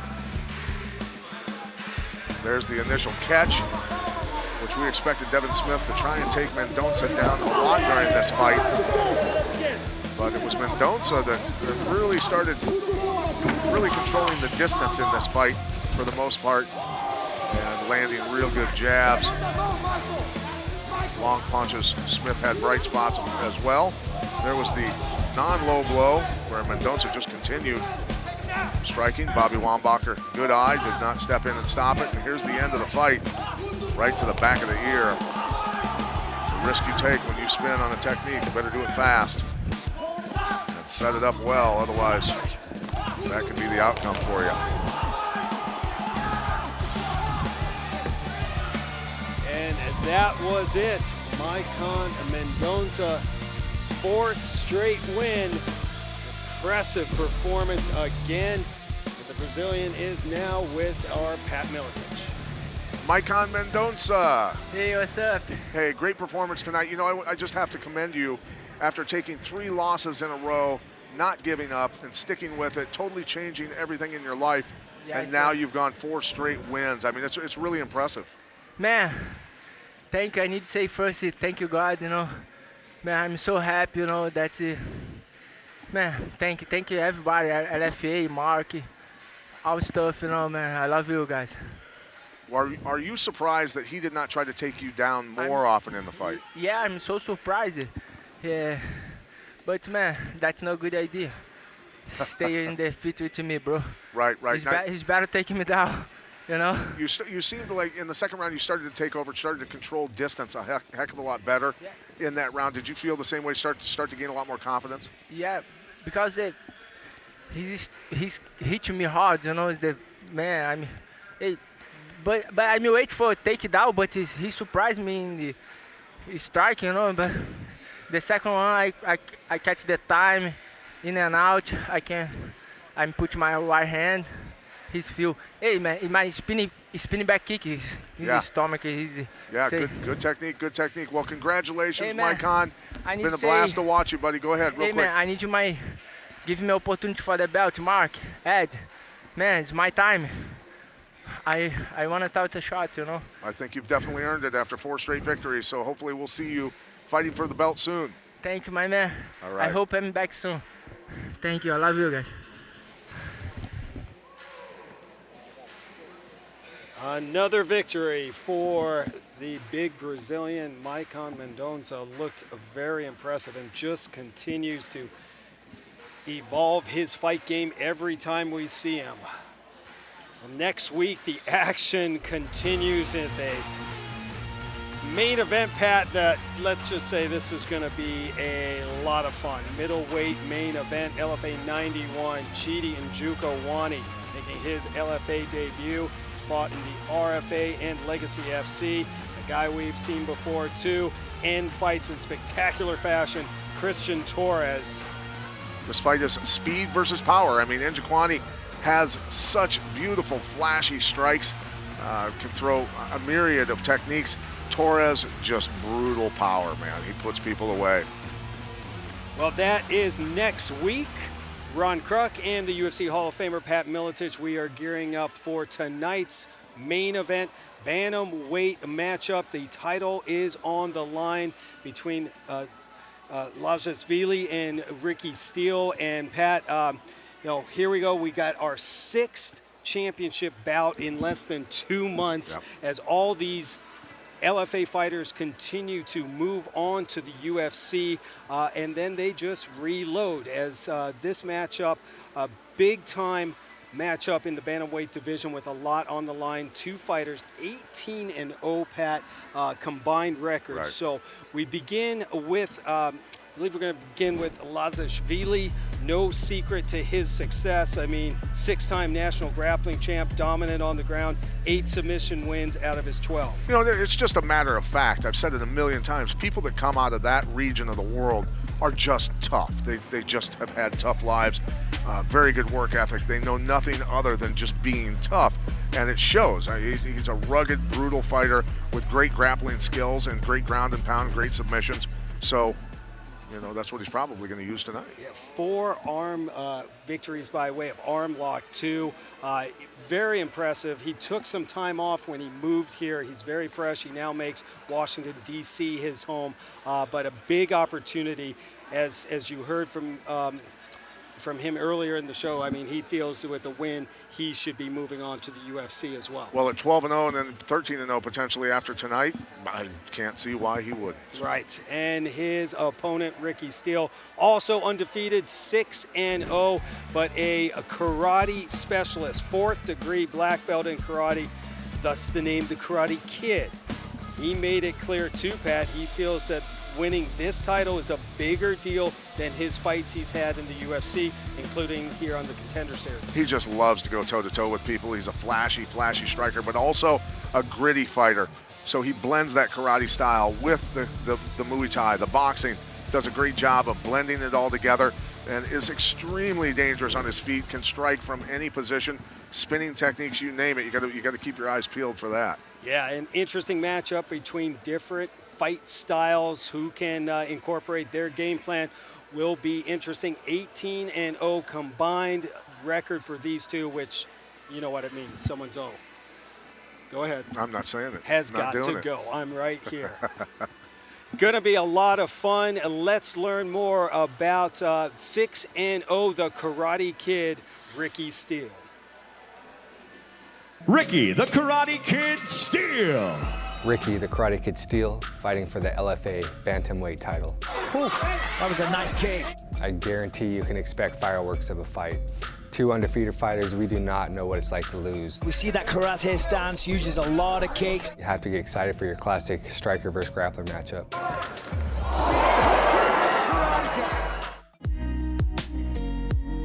I own an asphalt paving business that's doing very, very well. Pretty much anything that has to do with the dirt, you know, concrete, asphalt, without a doubt. I do not need to fight to feed my family. I do this simply because I love it. You know, we will be donating our whole entire fight purse to an organization that's fighting human trafficking. Ricky, the Karate Kid Steele. Went on to Fighting on the Ultimate Fighter, came out on top. Unfortunately, because of injury, we weren't able to finish off the tournament. And again, with a win last year on Dana White's Contender Series, again, beating another very tough, undefeated fighter. What more do I got to do? Without a doubt, the LFA is one of the biggest promotions here in the United States, and I look forward to being your champion. Ladies and gentlemen, it is now time for the main event of the evening. This fight is scheduled for 5 5-minute rounds for the LFA Bantamweight World Championship. Brought to you tonight by Shells. One for all for one. Now, ladies and gentlemen, for all those watching around the world tonight on UFC Fight Pass, and for those here in Sioux Falls, South Dakota, are you ready for war? Introducing first, fighting out of the blue corner. This karate-style fighter stands 5'11", weighed in 135 pounds. He holds a professional record, 6 wins, 0 defeats. Representing SBG Idaho and fighting out of Boise, Idaho, Ricky the Karate Kid Steele. His opponent across the octagon, fighting out of the red corner, is a grappler standing 5'6", weighed in 133.8 pounds. He holds a professional record, 12 wins, 0 defeats, with 8 wins coming by way of submission. Representing Kaizen MMA and fighting out of Kobuleti, Republic of Georgia, Zviad Lazishvili. Your referee in charge of the main event, Vance Swerded.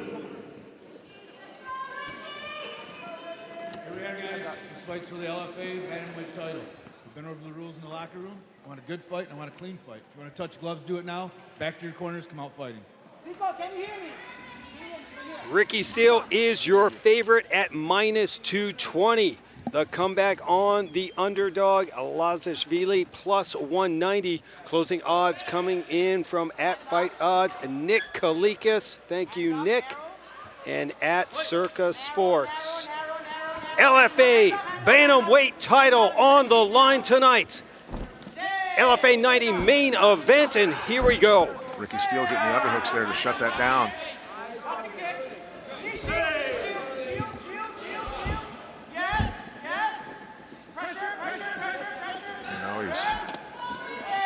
Gosh, talk about catching a kick. Yeah, he did. Lazishvili said, it won't be that easy to catch his kicks because karate men snap their kicks back, where Muay Thai fighters will follow through with a kick and it'll stick on you longer so you can grab it easier. But he's right about that. I mean, that's the whole idea behind karate kicks is snap them back so you can't grab them. And so far, Ricky Steele able to fend off that takedown attempt by Lazishvili. Digging for a guillotine here. Yeah. And Lazishvili hunting that takedown. Ricky Steele gonna lift that underhook. Put a little more power into that. Well, there was no secret to Lazishvili's game plan. Said, I will take him down, and he will have a hard time getting back up once I do. Well, that's proven to be the case with everybody. Lazishvili sticks to you like glue. And Steele's strategy was to start fast, keep the distance, find openings, and exchange with him, but it's a big move. Lazishvili plants him back down. Uh-oh, watch your and neck. has Watch the your back. Neck. Watch your neck. Good job stripping that hand out of there. Just keep a hold of that. Steele, a veteran, not panicking as Lazishvili on his back. 8 submission wins for Lazishvili. Lazishvili trying to dig that choke in there still. Ricky doing a good job controlling that arm. Just don't let go of, I mean, that's something that people will make a mistake. They'll have a 2-on-1, control the wrist, and then the other arm will go across their neck and they'll let go of that wrist to grab the one that's going across their neck, and then they get choked. You just got to keep control of that one wrist and get your butt up to your feet. Lazishvili's corner enjoying the strikes that he's delivering. Still working on that neck of Ricky Steele. Oh, man. If he gets those hands locked, there's a lot of power coming. Steele doing a good job right now controlling the wrist. Nice job bringing the arm over. If he can bring that arm over and then put pressure against the elbow joint of Lazishvili, it makes him pull that hook out to adjust so his elbow doesn't get crunched. If you do it quick and do it right.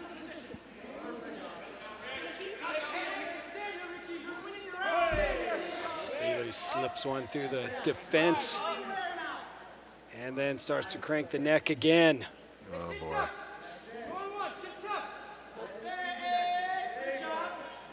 Gets that arm out of there again. Good composure so far.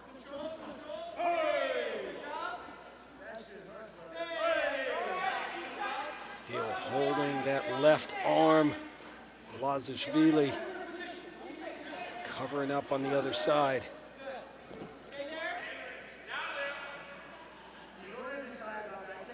Oh, and again, the choke being delivered by Lazishvili. Oh, buddy, he's trying to crank And he's into sinking it in deep. Oh, my goodness. Cranking the neck. Oh, got it. Wow. That is all. Zviad Lazishvili is your new LFA Bantamweight champion. Well, no secret to what he planned on doing, and he stuck to the game plan and got it done. True to his word, gets the takedown and then the choke out for the first round victory. Lazishvili. What a performance tonight. In his first title fight as a pro in the U.S., he delivered. And you know what? He talked about his brother, his 14-year-old brother, he said is an absolute prodigy in wrestling in Georgia. Who's watching, as Mike Kendall said, fans from around the world, his little bro Saba, a wrestler who's watching in Georgia. I wonder what time it is in Georgia. It doesn't matter. The party is going to start right now because that man, Zviad Lazishvili, is your new LFA Bantamweight champion. Yes, he is. Impressive performance again out of him.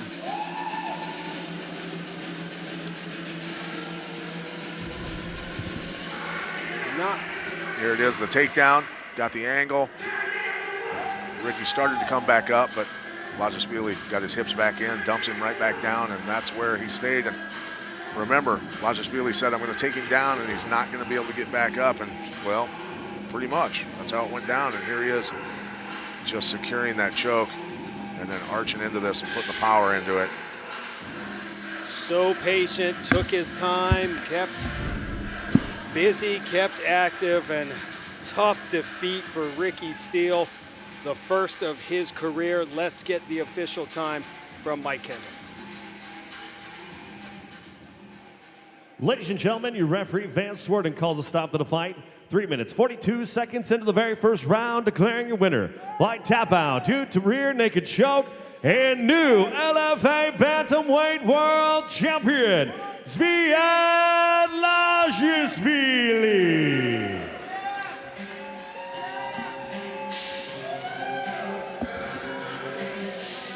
There is the hardware as Zviad Lazishvili joins an exclusive club of past champions.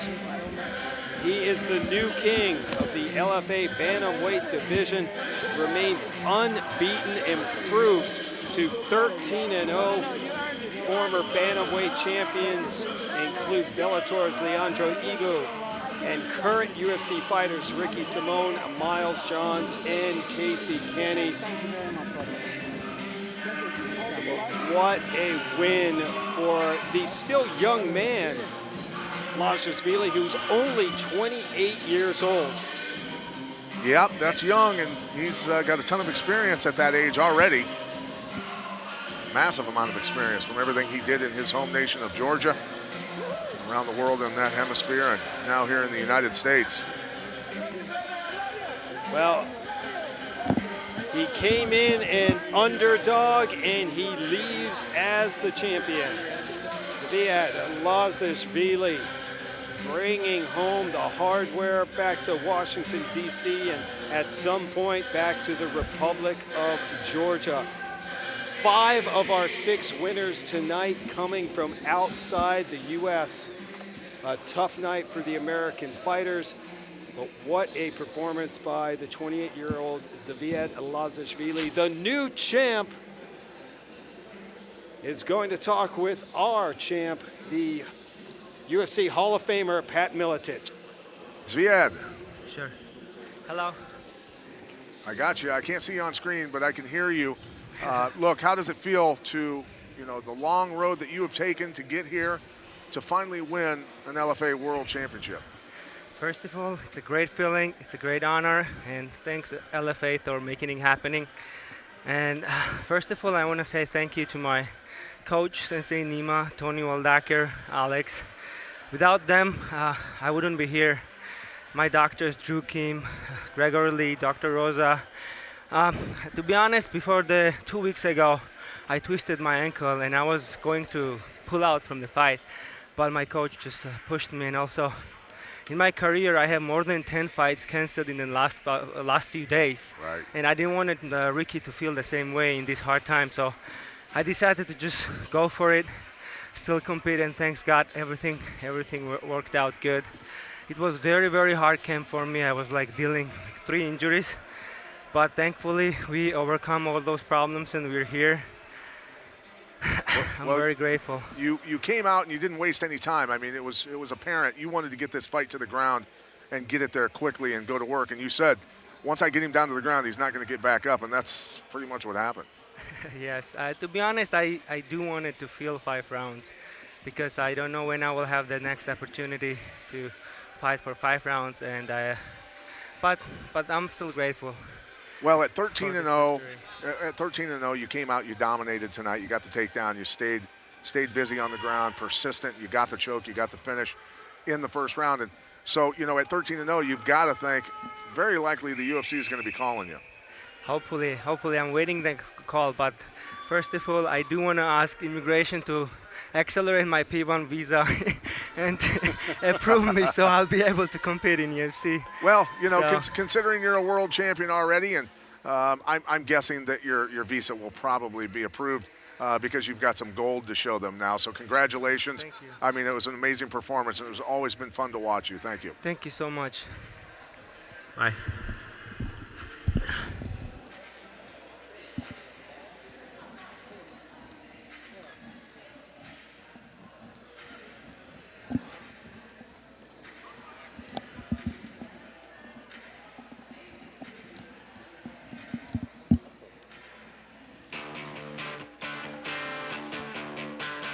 The LFA Bantamweight title was up for grabs in our main event. Their 6th World Championship belt on the line in less than 2 months. Ron Kruk, along with UFC Hall of Famer Pat Miletich, and LFA number 90 Pat delivered the goods. We saw some rising stars really perform, and the international stars had a big night. 5 out of the 6 winners came from different countries. Yeah, I mean, that tells you the LFA is searching for talent all over the world, and they're showing up.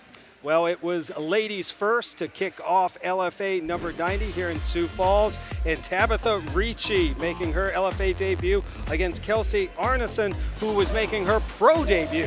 Arneson early in the fight started landing that right hand and did a good job initially stuffing takedowns, but Ricci would come with those blitzes and punch her way in to take down distance, get the takedowns, and once on the ground, I mean, moved effortlessly around on Arneson. Just all that experience as a brown belt in jiu-jitsu and a black belt in judo, and look at her buzzsaw coming forward with those strikes. Very talented young lady. And Arneson, hey, gave a great account of herself for a pro debut tonight. You bet. Ricci dropped that first round, but boy, did she ever turn it up in the second and third. Improves to 3-0, her first win in over 6 years. Don't blink. Bantamweight action between Alan Bagoso and Sean McPadden, and Bagoso dropping the big bombs early. Bagoso just has sick power. We knew the first body shot he landed, we realized how much power he had. McPadden is a very, very tough athlete and getting rifled out of there. Alan Bagoso from Team Alpha Male, a 48-second knockout. Huge debut for Bagoso. Staying in the bantamweight division, Mando Gutierrez and Mo Miller, 2 undefeated fighters, of course, meaning someone's got to go.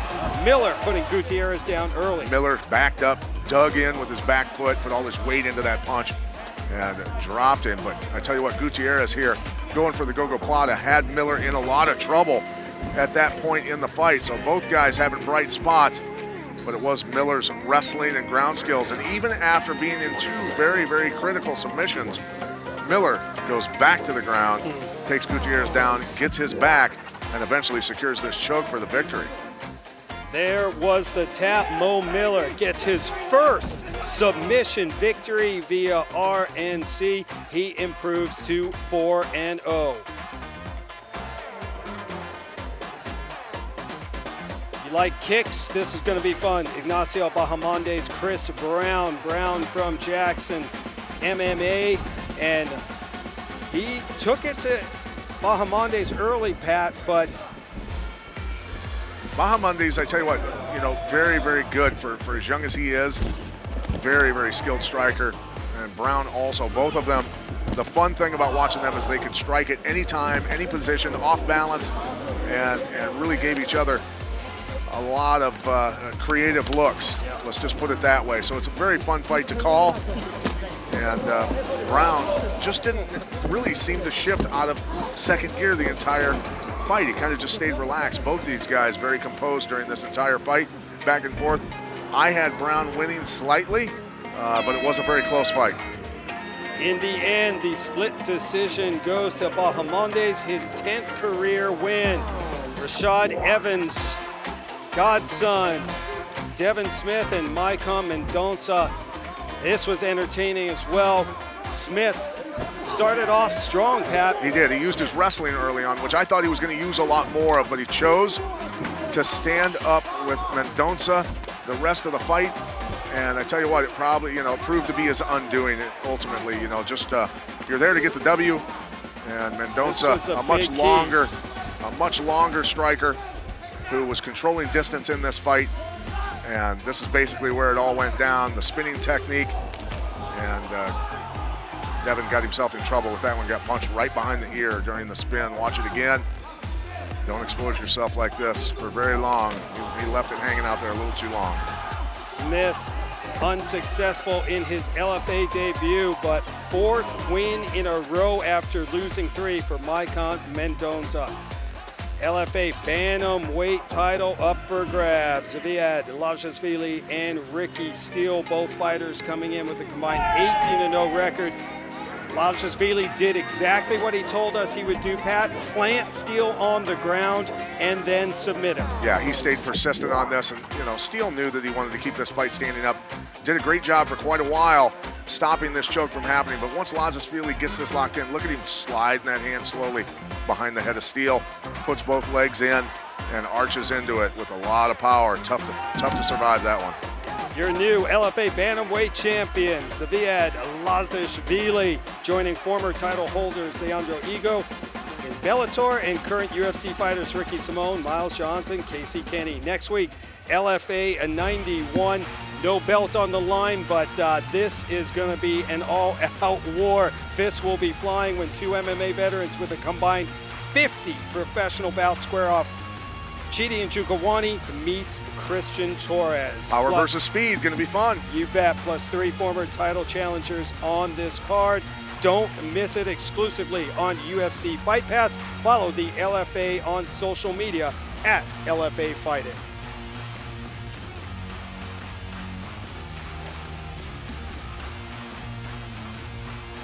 We're now joined by the CEO of the Legacy Fighting Alliance, Ed Suarez. Ed, your 6th championship belt awarded here in less than 2 months. An incredible run, but it was Lazishvili tonight who joins a really remarkable group of former champions. He's your new bantamweight title champion. Give us your take on his performance tonight. Yeah, what a performance he put on. You know, coming in against a guy like Ricky Steele. Ricky Steele's never been finished before, and he comes in there. You know, like he said, he was injured coming into this fight. He went in there and finished Ricky Steele in the first round, which is very impressive. I can't see how the next 135-pound spot in the UFC can't be for him. And, you know, when I looked at this card, and I know we talked about this, we saw a lot of these fights go in the distance, a lot more than did go the distance, which, you know, hey, some people stepped up to the plate big time here and really pulled off finishes that we didn't even expect. Definitely. I mean, the big finish was Bagoso with that quick knockout, and you know, in the second, I believe it's the second fight of the night. I mean, that was very impressive. Like I said, nobody knew who he was. We've been getting blown up by Uriah Faber about him and a few others, and he definitely delivered. Yeah. Also, very impressed with Maycon. Maycon. I mean, I guess I have to speak, you know, talk with Mark about it, but I definitely can see him being a title shot. Yeah, big night for the Brazilians for sure. They went 3-0, and really for all the international fighters, 5 out of the 6 winners did come from different countries. Ed, we look ahead to next week, the final event here.